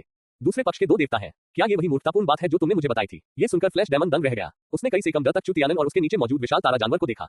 अंत में वह एक दूसरे को देखने के लिए मुड़ा और डांटा, तुम किससे इस तरह बात कर रहे हो? क्या भले ही आप एक देवता हैं, अगर आप हमारे ऋतु को अपमानित करते हैं तो आप मर जाएंगे। पफ। फ्लैश डायमंड के बोलने से पहले उसने महसूस किया कि उसकी चेतना अचानक बेहद धुंधली हो गई। उसकी जीवन तेजी से खत्म होने लगी और उसका दिल एक पल में कुचल गया। उसने अपनी छाती को कसकर पकड़ लिया और मिंगटियन के देवता को देखने के लिए मुंह से अपना सिर उठाया। अपने कांपते हाथों को फैलाया और अपने दांतों को पीस लिया। तुम्हारी हिम्मत कैसे हुई मुझे छूने की? तुम सिर्फ बकवास हो और तुम अभी भी सोचते हो कि तुम एक अश्व जनजाति हो। भगवान मिंगटियन ने तिरस्कार पूर्वक अपना हाथ हिलाया और अदृश्य तेज हवा ने फ्लैश डायमंड को उड़ा दिया जैसे हवा से धूल उड़ती है और अंत में गायब हो गई। तुम अभी भी 7 सटों के 3 ऋतुओं को छोड़ दिया है। स्वयं एक सटक के नेता ने भगवान मिंगटियान को गुस्से से देखा और चुपके से उसके पीछे 2 जनजातियों को रोक दिया। अब जब उनका राजा एकांत से बाहर नहीं आया है तो भगवान मिंगटियान यहाँ है। ये पक्ष सबसे बड़ा है, इसलिए फ्लैश डायमंड की मृत्यु केवल सहन की जा सकती है। अंडर के भगवान ने फ्लैश दानव को हल कर दिया। उसने अपना ध्यान पूर्व की ओर मोड़ दिया। बड़ी संख्या में ब्लड डियर स्टार बीस्ट जनजातियों को उसका समर्थन करने के लिए आते देखकर उसने उपहास किया। ये पता चला है कि स्टार बीस्ट जनजाति में देवता है। मुझे पहले ये कैसे पता नहीं था? छोटे वक्त जब मैं इस दुनिया में था तो तुम नहीं जानते थे कि तुम्हारे पूर्वजों के पेट में कौन था, इसलिए बस आगे बढ़ो और उन्हें पकड़ो। तुम 2 देवताओं को नहीं हरा सकते। क्या गलो स्टार बीस्ट इस समय बहुत राजसी है और इसकी आभा बस प्रकट होती है। यह मानव जाति को वापस लाने के लिए तत्पर है। अब 3 ब्लड डियर देवता मौजूद थे लेकिन वह अंडर भगवान की तरफ से अकेला था। एक बार संतुलन एक तरफ हो जाने का लाभ तुरंत खत्म हो गया। ये स्टार बीस्ट कबीला है। हे भगवान, मैं स्टार बीस्ट कबीले को यहाँ लाया हूँ। तियानदाओचू तियानन ने लियो का समर्थन किया जिसने उसे आश्चर्य से देखा और विस्मय में कहा, नेता का स्वागत है। हालांकि मानव जाति के एक अनुभवी के रूप में पैगंबर ने अपनी बैसाखी को सम्मानपूर्वक पकड़ लिया और ऊंची आवाज के साथ पूर्व में सुनहरे रंग की आकृति की और उच्चतम से 4 का प्रदर्शन किया। नेता का स्वागत है। जाति के सभी मजबूत पुरुषों ने तुरंत प्रतिक्रिया व्यक्त की और सीधे उच्चतम से 4 का प्रदर्शन किया। चमत्कारी सोपानक दल के सदस्यों के रूप में कैलिंग अडी और अन्य लोगों ने जयकार की। इस समय लियो की चमकदार आंखें पूर्व की ओर मुड़ गई और उस चमकदार सुनहरे रंग की आकृति को देखते हुए उसके सुंदर चेहरे पर खुशी की झलक दिखाई दी। मुझे पता है कि आपने कभी किसी को निराश नहीं किया है। जब चू तियानन ने खुद और स्टार बीस्ट कबीले ने समय पर सहायता प्रदान की तो पूर्व डबल रूप से चलते हुए लग रहा था, लेकिन टेलीपोर्शन से भी तेज गति से वह अपने हाथ में सुनहरे शूल की सुनहरी रोशनी के साथ पलक झपकते ही मानव गठन के सामने आ गया। उभरते हुए देवताओं की शव पाताल लोक से भी अधिक शक्तिशाली फैल गई, पूरी तरह से विघटित हो गई और आकाश में दमनकारी ब्लैक होल का सफाया कर दिया। जब अंदर का ब्लैक होल नष्ट हो गया तो चू तियानन ने तियानजिन गन हेलमेट को पकड़ लिया और एक चमकदार चमक बिखेरी। जिस क्षण चमक ने उसे घेर लिया, दौड़ में सभी मजबूत पुरुषों की चोटें नंगी आंखों से दिखाई देने वाली गति से ठीक हो गई। 5 सटर गन और बोहेनिया स्टार बीस्ट को लगा कि उनकी चोटें पूरी तरह से गायब हो गई हैं। पूर्व की नजर सामने सुनहरे गन बख्तर बंद आकृति पर पड़ी। रक्तरेखा के दमन से परेशान ने उसे आत्मसमर्पण करने में असमर्थ बना दिया। 2 आपकी कड़ी मेहनत के लिए धन्यवाद, वापस आओ। चू तियानन ने दूर से लाल चेहरे वाले मिंगटियन भगवान को नहीं देखा, वह पलटकर अपने स्वयं के रेड क्लोन और तियानदाओ क्लोन को देखा और मुस्कुराते हुए कहा। बोहेनिया स्टार बीस्ट ने अपना सिर आसमान की ओर उठाया और चिल्लाया, सीधे बैंगनी प्रकाश कोर में बदल गया और अंत में धीरे-धीरे चू तियानन के शरीर में प्रवेश किया। चू तियानन स्वयदाओ भी मुस्कुराया और सिर हिलाया। जब उसने अपनी आंखें बंद की तो वह आखिरकार शरीर में भी प्रवेश कर गया। चू तियानन का शरीर। चू तियानन को अपने 2 क्लोनों के एक में विलीन होने का एहसास होने के बाद उसकी अपनी आभा और भी ठोस और मजबूत हो गई और वह मुस्कुराया। तुम्हारे साथ मैं वास्तव में परिपूर्ण हूँ। अध्याय 1886 विसघात शांतना में चू तियानन के देवता की वापसी के साथ मिंग कबीले ने अपना लाभ पूरी तरह से खो दिया है। भगवान मिंग ने चू तियानन को देखा और उसके चेहरे पर लाल रंग और भी गहरा हो गया, खासकर जब से दूसरा पक्ष के वली देवता था, वह एक देवता भी था। एक कैगलो सितारा जानवर है जो उत्सुकता से उसकी ओर देख रहा है। ये भी एक देवता स्तर का सितारा जानवर है। इस समय उसके लिए ते बेहद निराशाजनक है। भगवान मिंगटियन, भले ही आप आज मर जाएं, फिर भी आप अपने हाथों पर लगे खून को नहीं धो पाएंगे। मुझे जाने देने के लिए मत कहो। चू तियानन तियानजिन गन हेलबर्ट को पकड़े हुए था। तियानजिन गन विंग्स को खोल रहा था और कैगलोग स्टार बीस्ट पर सवार था। ऊपर अपने सामने नरक के देवता को देखते हुए उसने शांति से कहा।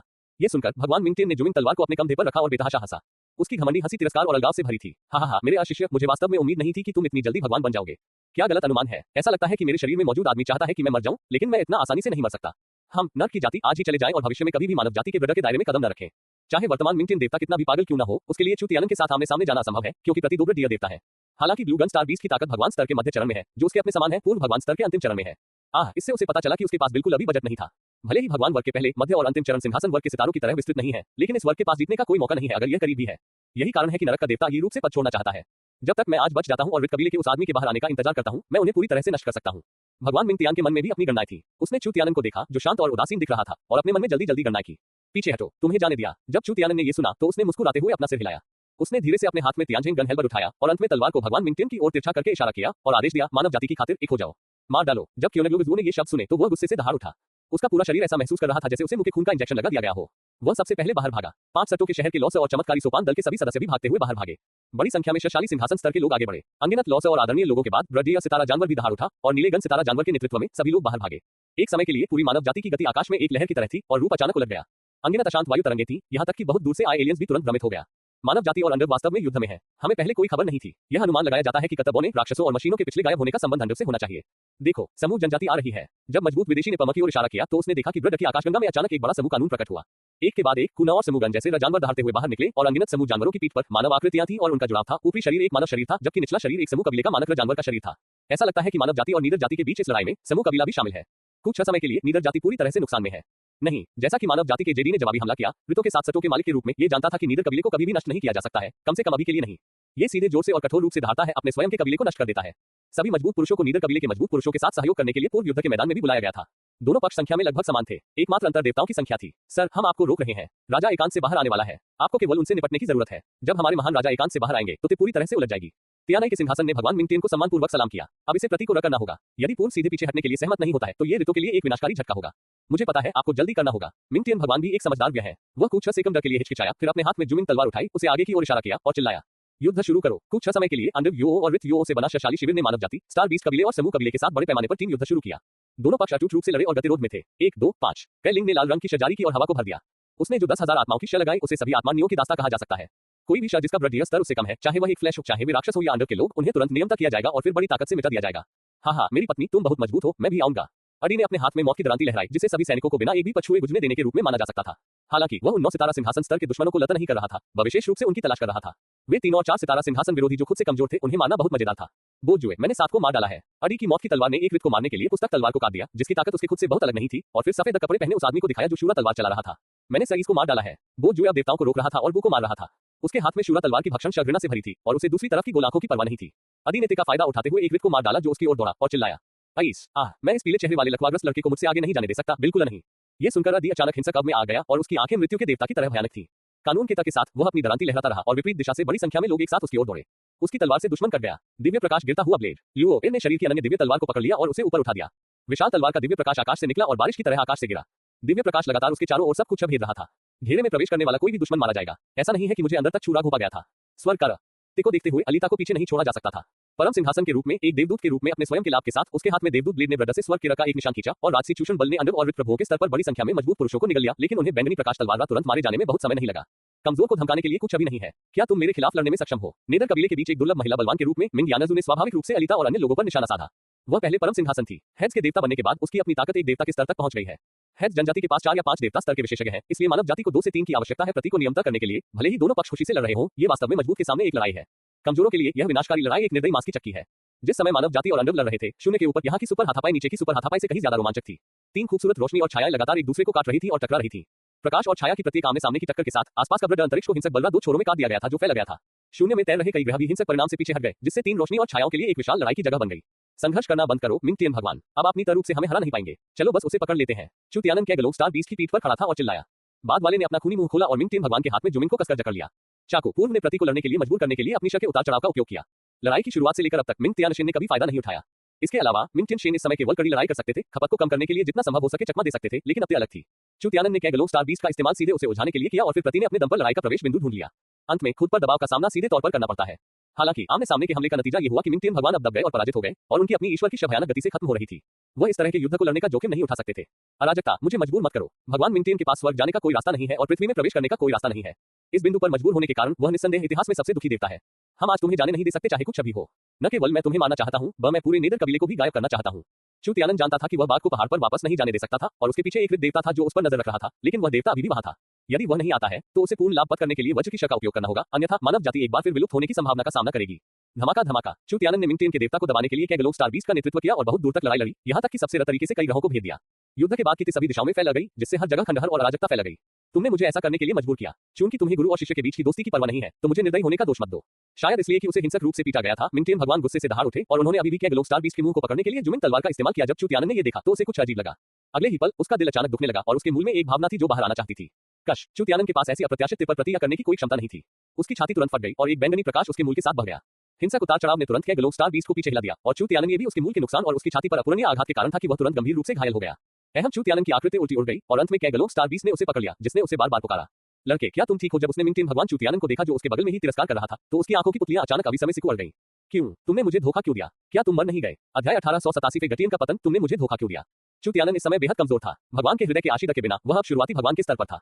उसकी ताकत बहुत कम हो गई थी। सबसे महत्वपूर्ण बात यह थी कि उसकी शक्ति भगवान का हृदय अंडर नष्ट कर दिया गया था।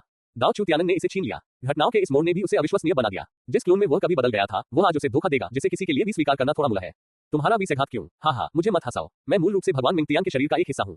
मिंग दाव च्युतियानन ने उपहास किया और उसका चेहरा धीरे धीरे च्युतियानन की निगाह में भगवान मिंग के चेहरे में बदल गया। कैगलो स्टार बीस्ट ने जब ये देखा तो वह बेहद हैरान रह गया।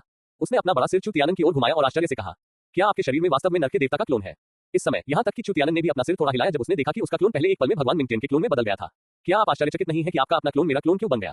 ऐसा इसलिए है क्योंकि जब आप तियांग घाटी में प्रवेश करते हैं तो आपका अंडर क्लोन पहले से ही मेरे नाम मिटा दिया गया था, जिसे आपके शरीर में दफन कर दिया गया था। एक बीज बस भविष्य के लिए बचाने के लिए ऐसा लगता है कि मेरा विकल्प सही है। भगवान मिंग बेतहाशा से भगवान मिंग का क्लोन प्रति के शरीर में वापस आ गया और भगवान मिंग का सुनहरा दिल उसके हाथ में धड़कता रहा। हाँ, ये दिवंगत भगवान का दिल है। ऐसा लगता है कि जब तक मैं इसे निगलता हूँ, मैं भगवान के स्तर तक पहुंचने की कोशिश कर सकता हूँ। अगर मैं शून्य स्तर तक पहुंच सकता हूँ तो पूरा आदिम वृद्ध मेरी दुनिया होगी। के अचानक उल्फेरा का सामना करते हुए च्युतियानन और कैगलो स्टार बीस्ट को उम्मीद नहीं थी कि दूसरा पक्ष वास्तव में ऐसा कदम उठाएगा। ये देखते हुए कि मिंग भगवान च्युतियानन के दिल को निगलने वाला था, हवा का एक सुंदर सिलहूट आया और च्युतियानन के दिल को खींच लिया। उसके बगल में किसी ने उत्सुकता से कहा, तुम कैसे हो त्यानन? शिक्षक की पत्नी को मत डराओ। फे गटियनज़ू के लिए उसने लंबे समय से च्युतियानन को अपना बमाना है, भले ही उसका कोई वारिस न हो। अब जब वह देखती है कि जिस बात की वह करना चाहती है उसे इस तरह से चोट पहुंच रही है, तो उसके दिल में दर्द कैसे नहीं हो सकता। मैं ठीक हूँ मास्टर पत्नी, मैं बस। च्युतियानन ने खड़े होने के लिए तियानजिंग गन हेल्बर्ट का सहारा लिया, लेकिन खड़े होने में असफल रही। फे गटियनज़ू ने जब ये देखा तो उसका दिल टूट गया। उसने पलटकर मिंग भगवान को घूरा और सख्ती से कहा, भगवान मिंग तियान, अगर तुम्हें अभी भी थोड़ा विवेक है तो बस तियान नाम का दिल उसे वापस दे दो। क्या तुम एक मजबूत आदमी माने जाते हो अगर तुम्हें अभी भी ऐसा करने की हिम्मत है? फे गटियनज़ू की डांट का सामना करते हुए मिंग भगवान के स्वभाव के अनुसार उसे थप्पड़ मार देना चाहिए था, लेकिन अब वह बिल्कुल अभी दित नहीं है, वह थोड़ा तर्कहीन और दित है और गुस्से में कहा, वे एक के खिलाफ दो है। क्या तुम मजबूत हो? मैं केवल अपने लिए जीता हूँ, मेरी निचली रेखा को चुनौती मत दो, अन्यथा मैं वास्तव में तुम्हें मार डालूंगा। भन भनाना। जैसे ही मिंग तियानशेन ने ये शब्द कहे, उसकी अभिव्यक्ति अचानक बदल गई। ये स्पष्ट था कि उसके शरीर में देवता सहमत होने से इनकार करने लगे थे, इसलिए उसने अधीरता से कुछ कहा, मैं समझ गया, मैं उन्हें नहीं छूऊंगा। हमारे छात्र का दिल भगवान के बिना नहीं मरेगा, वो एक भगवान है। इन शब्दों को सुनने के बाद मिंग भगवान का दर्द स्पष्ट रूप से बहुत कम हो गया था। उसने ठंडी सांस ली, च्युतियानन, फे गटियनज़ू और एजोर गनस्टार बीस्ट को देखा जो उत्सुकता से उनकी ओर देख रहा था और उपहास किया, जब मैं इस भगवान के दिल को खा जाऊंगा तो मैं मानव जाति की जगह ले लूंगा और तुम सभी नई मानव जाति के संपर्क होगे। फे गटियनज़ू की रुकावट को नजरअंदाज करते हुए मिंग भगवान ने च्युतियानन के भगवान के दिल को अपने हाथ में पकड़ लिया और उसे खाने ही वाला था कि उसने अचानक अपने पीछे एक उपहास भरी आवाज सुनी। जी, आपकी मदद के लिए भगवान मिंग को धन्यवाद। मैं भगवान मिंग आपकी दयालुता को हमेशा याद रखूंगा। इस समय मिंग शेन ने अपने पीछे अपनी रीढ़ की हमें ठंडक महसूस की। इससे पहले कि वह प्रतिक्रिया कर पाता, उसने अपनी छाती पर एक खूनी घाव देखा और घाव के सामने एक चांदी का पंजा दिखाई दिया। शैतान के पंजे चमक के साथ चमक रहे थे। इसने अंडर के देवता के दिल को जकड़ लिया, जिससे सेन मो का भयानक चेहरा सामने आया, जिसके पीछे एक था। वृद्ध दिखने में एक देवदूत की तरह लग रहा था, लेकिन जब राक्षसी देवता प्रकट हुए तो न तो च्युतियानन, जो गंभीर रूप से घायल था, और न ही फे गटियनज़ू, जो आश्चर्य में चिल्लाया, ने उसकी उम्मीद की। जैसा कि कहावत है, मंजिल सिकारा का पीछा करता है और ओरियोल उसका पीछा करता है। नरक के देवता को अंतिम विजेता माना जाता था, लेकिन उसने कभी नहीं सोचा था कि ऋतु का देवता इस महत्वपूर्ण क्षण में आएगा। हालांकि उसने प्रति को अपना साथी नहीं माना, वह उसे अपना साथी माना। इसके लिए भुगतान किया गया था। शैतान भगवान, आप विषघाती। मिंग भगवान के सीने पर अभी भी शैतान का पंजा था और भयंकर दर्द से उसका शरीर कांपने लगा और उसने गुस्से से कहा, हाँ, सैनिक धोखे से नहीं डरते। जब तक मैं सबसे मजबूत बन सकता हूँ, अगर मैं शून्य स्तर के भगवान को तोड़ सकता हूँ तो मूल वृद्ध को मूल दुनिया कहा जाता है और मैं वापस जा सकता हूँ। दानव भगवान ने तिरस्कार पूर्वक उपहास किया और उसने अचानक मिंग भगवान को एक तरफ कर दिया। भगवान के दिल के आशीर्वाद के बिना बाद वाला तुरंत सुस्त हो गया और उसकी हालत च्युतियानन से भी बदतर थी। आहियन, फे गटियनज़ू को दिल टूट गया जब उसने मिंग तियानशेन को गंभीर रूप से घायल होते देखा। वह च्युतियानन की चीख और बाधा की परवाह किए बिना दौड़ा। तुमने उन दो लोगों को चोट पहुंचाने की हिम्मत की जिन्हें मैं सबसे ज्यादा प्यार करता हूं, मैं तुम्हारे साथ लगा। फे गटियनज़ू ने इस समय तियांग किन को नियंत्रित किया ताकि सटकी एक अत्यंत शक्तिशाली छाया बनाई जा सके। किंग फे फिनिक्स ने अपने शरीर की सारी ताकत को मुरझाने के लिए एक कर लिया। अमरता की शक्ति के साथ उसने चांदी के दानव पर जोरदार प्रहार किया। हाँ, तुम सिर्फ एक सिंहासन स्तर के हो, इसलिए यहाँ खुद को शर्मा मत करो। दानव भगवान ने तिरस्कार पूर्वक सूंघ लिया। ये हिल भी नहीं रहा था। इसने बस अपने चांदी के पंखों को कुछ बार फड़फड़ाया और फे गटियनज़ू में किंग फे फिनिक्स को मिटा दिया। Puff puff. हालांकि ये सब अभी खत्म नहीं हुआ है। इस समय जम गया लगता है। चू तियानन का चेहरा दर्द से भर गया और वह दर्द में चिल्लाया, मास्टर की पत्नी। नहीं, भगवान मिंगटियन ने देखा कि फे गटियनजुओ को राक्षसी भगवान रा आसानी से भेदा जा रहा है। उसकी मूल बैंगनी आंखें तुरंत अराजक चांदी में बदल गई। उसने फे गटियनजुओ को एक टूटी हुई डोरी के साथ पतंग की तरह धीरे-धीरे नीचे गिरते हुए देखा और उसके दिल का दर्द अचानक गायब हो गया। यह मेरे दिल में आया और मेरी आंखें फटने वाली थी। भगवान मिंगटियन ने अपनी पूरी ताकत लगाकर फे गटियनजुओ को, जो पहले से ही कमजोर थी, अपनी बाहों में ले लिया। वह अपने शरीर से कांप उठा क्योंकि उसने अपनी बाहों में जीवन की सांस को धीरे-धीरे बढ़ते देखा और कांपते हुए कहा, फे गटियन मत मरो। फे गटियानजाओ, जिसकी सांस बेहद कमजोर थी, ने अपनी सांस धीरे-धीरे गायब होने से पहले उन परिचित चांदी की आंखों को देखा और उसके उथले लाल होंठ थोड़े ऊपर उठे। उसने अपना कांपता हुआ छोटा हाथ बढ़ाया, दूसरे व्यक्ति के गाल को छुआ और मुस्कुराते हुए कहा, तुमने मुझसे झूठ बोला। ये स्पष्ट रूप से आप ही हैं, लेकिन आप अभी भी अतीत को जाने नहीं दे सकते। फे गटियानजुओ ने हिंसक रूप से खांसी और उसके मुंह के कोनों से खून बहता रहा। मिंगटियन भगवान इस समय चुपचाप कांप रहे थे। जिस वजह से वह अपने दिल की गहराइयों में प्यार करते थे, उसका सामना करते हुए उन्होंने आखिरकार अपना भेष उतार दिया। हालांकि उनका दिल मिंगटियन भगवान ने निकाल लिया था, फिर भी उन्हें इतना दिल टूटा हुआ महसूस हुआ कि वे सांस नहीं ले पा रहे थे। मुझे माफ करना, मैं फिर से जी हो गया। अगर कोई परलोक है तो मैं नित्य रूप से तुम्हारा ख्याल रखूंगा और तुम्हें फिर कभी गलती नहीं करने दूंगा। फे गटियनजुओ ने मूल से मिंगटियन भगवान के चेहरे को छुआ और उसका शरीर पैरों से शुरू होकर फिर आधे शरीर से और अंत में ऊपरी शरीर से तब तक नष्ट होने लगा जब तक कि फे गटियनजुओ ने आखिरी शरीर तक का नाश नहीं कर दिया। उसकी साफ आंखों में मौत का कोई डर नहीं था और मौत का कोई डर नहीं था। किसी भी चीज से ज्यादा ये सी भगवान मिंगटियन को हार मानने की उसकी अनी थी। इस समय वह अब और नहीं बोल सकती थी। अंत में उसका मुंह थोड़ा सा हिला और वह पूरी तरह से नष्ट हो गई। और फे गटियानजाओ के मुंह की आखिरी हरकत सी एक वाक्य थी, क्षमा करें, अलविदा। आह। भगवान मिंगटियन दर्द में दहाड़ उठे। वह पलटा, लेकिन वह अभी भी केवल पलट सकता था। उसका शरीर बेहद कमजोर था, जिससे वह बहुत ज्यादा युद्ध प्रभावशीलता खो बैठा। उसकी आंखें दानव भगवान पर टिकी थी, जो अपने ही भगवान के दिल को खा रहा था और खून के आंसू बह रहे थे उसकी आंखों से। आउच। ते को देखकर कैगलो स्टार बीस्ट बहुत दित हुआ। उसने धीरे से चू तियानन को अपने बगल में रखा और तुरंत उसे सबसे रत तरीके से मार डाला। ये जानता था कि उसे चू तियानन के लिए समय खरीदना था और चू तियानन को वापस मजबूर करने का एकमात्र तरीका था केवल भगवान के दिल से ही जीत संभव हो सकती है। ये भावना वास्तव में है। जी। एजियो गन स्टार बीस्ट को हमला करने के लिए आते देख दानव भगवान ने सीधे उसे वापस थप्पड़ मारा। दोनों पर के बीच का अंतर बहुत बड़ा था। अब ये चू तियान से आगे खड़ा हो गया है। नाम की शून्य देवता स्तर से केवल एक कदम दूर है। भगवान के पंजे, दानव भगवान का बैकहैंड पंजे में बदल गया और आकाश से उतरा, उसे भयंकर रूप से दबा दिया। ते को देखकर चू तियानन को पता था कि कैगलो स्टार बीस्ट का कोई मुकाबला नहीं था। उसने तुरंत गंभीर रूप से घायल होने की प्रवृत्ति को नजरअंदाज कर दिया और एक बाधा से बाहर निकलने के लिए सीधे तियानजिन गन हेल्बर्ट को नियंत्रित किया। डिंगहाई गुहिन भन भनाना। तियानजिन गन हेल्बर्ट के लहराने के साथ एक राजसी और बेहद शक्तिशाली अवरोधक लहर ने उसके चारों ओर सब कुछ रोक दिया और उसे नष्ट कर दिया, जिसमें आकाश से गिरने वाले देवताओं और राक्षसों के पंजे भी शामिल थे, जो सभी निशानहीन समुद्र में नष्ट हो गए। मास्टर की पत्नी। इस समय चू तियानन के दिल में दर्द मिंग तियानशेन से कम नहीं है। वह एक मां की तरह उसका ख्याल रखती है। जब वह बड़ी हो रही थी तो उसने खुद का बहुत ख्याल रखा। उसके प्रति असाधारण दयालु भावना ने भी उसे बहुत प्रभावित किया। अब जब फे गटियानजुओ गिर गया है तो यह उनके लिए था कि वह मर गया, जिसके कारण चू तियानन के दिल में गुस्सा पूरी तरह से फूट पड़ा। ओह, भगवान के दिल के बिना आप अभी भी इतने दृढ़ कैसे हो सकते हैं? मैं देखना चाहता हूं कि आपके पास अभी भी कितनी ताकत है। ये देखकर दानव भगवान ने उपहास किया। ये थोड़ा अप्रत्याशित भी था और आकृति पारलौकिक टेलीपोर्शन की शक्ति के साथ बढ़ गई। जाओ, वे भयंकर पंजे गंभीर रूप से घायल चू तियानन को टुकड़े फाड़ना चाहते हैं। ऐसे अजय दानव भगवान के पंजे का सामना करते हुए चू तियानन अभी भी गंभीर रूप से घायल था। खुद को रखकर पाना था। अब स्पष्ट रूप से मजबूत दानव भगवान से बचना थोड़ा असंभव था। पफ। हालांकि इस महत्वपूर्ण क्षण में चू तियानन के सामने एक विशाल हरे रंग की ज्वाला जानवर की छाया दिखाई दी, जो घातक पंजों को रोक रही थी। मैंने देखा कि कैगलो स्टार बीस्ट के शरीर में उसके विशाल पंजों से एक बड़ा खून का छेद घुस गया था। स्टार बीस्ट ने एक चीख निकाली, चू तियानन के साथ पीछे की ओर उड़ गया और अंत में रुकने से पहले एक ग्रह को टुकड़े तोड़ दिया। नीचे आओ। एजियो गन स्टार बीस्ट का खून लगातार बढ़ रहा था और उसका शरीर ऐंठने लगा था। ये जानता था कि इस कदम से उसे भारी नुकसान होगा, लेकिन फिर भी उसे कोई हिचकिचाहट नहीं हुई। क्यों? चू तियानन ने कैगलो स्टार बीस्ट के बड़े सिर को पकड़ लिया और कुछ हदफ के साथ पूछा, तुम मेरे लिए इसे क्यों रोक रहे हो? हाँ, मैं बहुत सोचता हूँ। मैंने कहा कि मैं तुम्हारा एहसानमंद हूँ। हम बहुत मत सोचो। भगवान का मेरा दिल ले लो और इसे मुझे वापस देना याद रखो। कैगलो स्टार बीस्ट जोर से हंसा और फिर सीधे शैतान से बोला। जैसे ही देवता और अन्य लोग आश्चर्य में देखते रहे, विशाल पंजे उसके शरीर में पहुंच गए, देवताओं के चमकदार दिल को बाहर निकाला और चू तियानन के सामने रख दिया। हालांकि अगले ही पल कैगलो स्टार बीस्ट का शरीर तुरंत अकड़ गया, निलंबित एनिमेशन की में दिखाई दिया। अध्याय 1888 शून्य भगवान चावल के दाने। चू तियानन को वास्तव में उम्मीद नहीं थी कि कैगलो स्टार बीस्ट अपने भगवान का दिल उसे इतनी नियत रूप से देगा।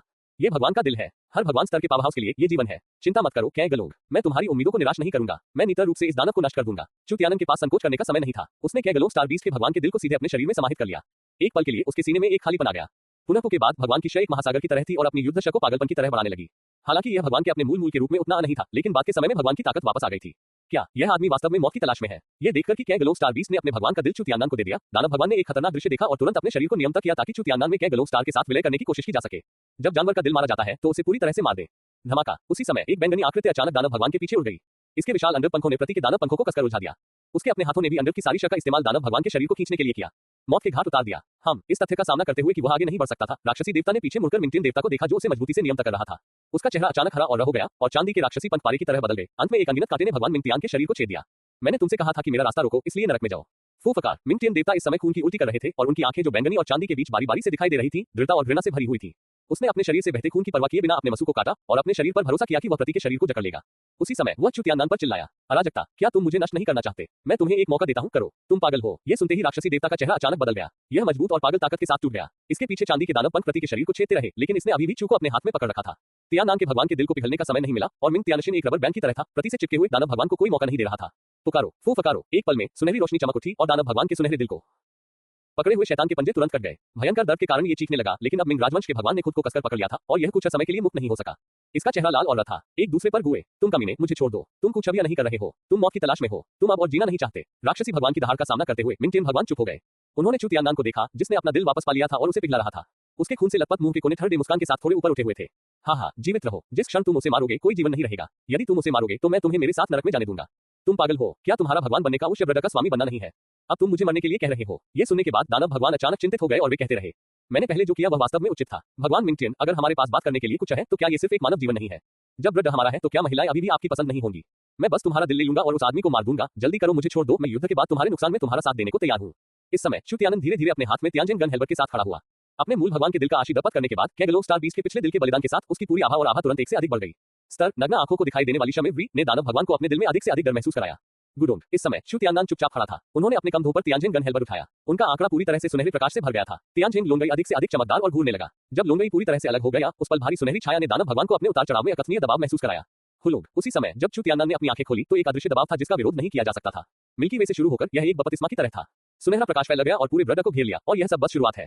फिलहाल मानव जाति और अन्य शीर्ष दौड़ नीचे एक बड़ी हाथापाई में लड़ रहे हैं। जिस क्षण इसने हवा को घेर लिया, सभी ने बिना किसी चेतावनी के अनजाने में एक घुटने पर घुटने टेक दिए। यह एक ऐसा हक समर्पण था जिसे सभी जीवित नहीं रोक नहीं सकते थे। ये किस तरह की शय है? लानत है। अदी बहुत उत्साहित था। वह अभी बहुत समय से प्लूटो से लड़ रहा था। जैसे ही वे लड़ रहे थे, वे दोनों एक दूसरे को आश्चर्य से देखते रहे और एक दूसरे के सापेक्ष घुटने टेक दिए। दोनों ने देखा कि वह बिल्कुल अभी हिल नहीं सकता था और बेहद शदा था। इतना ही नहीं, यहाँ तक कि 5 सटों का शहर का स्वामी जिसने पहले मिंग तियानगा के खिलाफ लड़ाई लड़ी थी, वह भी इस समय अपने 5 सटों के गन रूप में स्वर्ण प्रकाश कानून से बच नहीं सका। वह सीधे पूर्व के सामने घुटने टेक दिया। ये घुटने टेकने की हरकत एक समान थी और हर कोई बच नहीं पाया। वे सभी पिटाई के दौरान घुटने टेक दिए और लड़ाई एक पल में बंद हो गई। कोई भी हिल नहीं सकता था और वे सभी स्वर्ण प्रकाश के बपतिस्मा को महसूस करते थे। ये किस तरह की शय है? क्या आप चाहते हैं कि मैं भी घुटने टेकूं? इस समय युवानसु दूरी पर एक वृद्धीय तारा जानवर पर खड़ा था। भले ही वह आत्मा शरीर की में था, जब उसने ऊपर से सुनहरी रोशनी फैलती हुई महसूस की तो उसने कहा कि वह भी अपने नीचे तारा जानवर के साथ अनजाने में घुटने टेक रहा है। ये दृश्य केवल आकाशगंगा में ही नहीं दिखाई देता है। जहां भी सुनहरी रोशनी जाती है, सभी लोग यानी जो हाथ में काम कर रहे हैं, वे तुरंत जमीन पर घुटने टेक देते हैं और हर कोई एक ही दिशा में पूजा कर रहा है। यहीं पर चू तियानन है। जुक्सु, भगवान की पारलौकिक शक्ति को फैलता हुआ महसूस करते हुए दानव भगवान की आंखें आखिरकार डर की रोशनी से भर गई।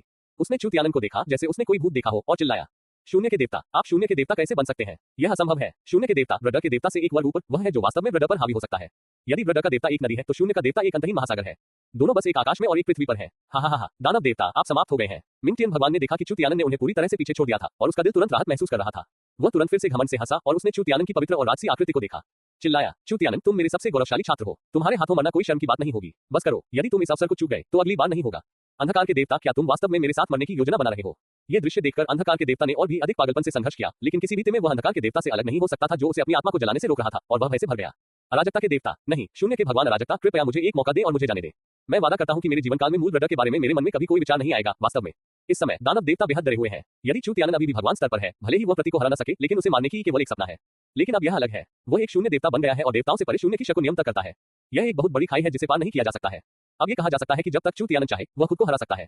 तुम्हें जाने दिया। हाँ, इस समय चू तियानन ने तियानजिन गन हेल्बर को ऊंचा उठाया और अनगिनत सुनहरी किरणें कमांडर रा बुलाई गई लग रही थी और पवित्र हेल्बर ब्लेड की और पागलपन से संघनित होने लगी जैसे कि कोई अदृश्य ब्लैक होल था।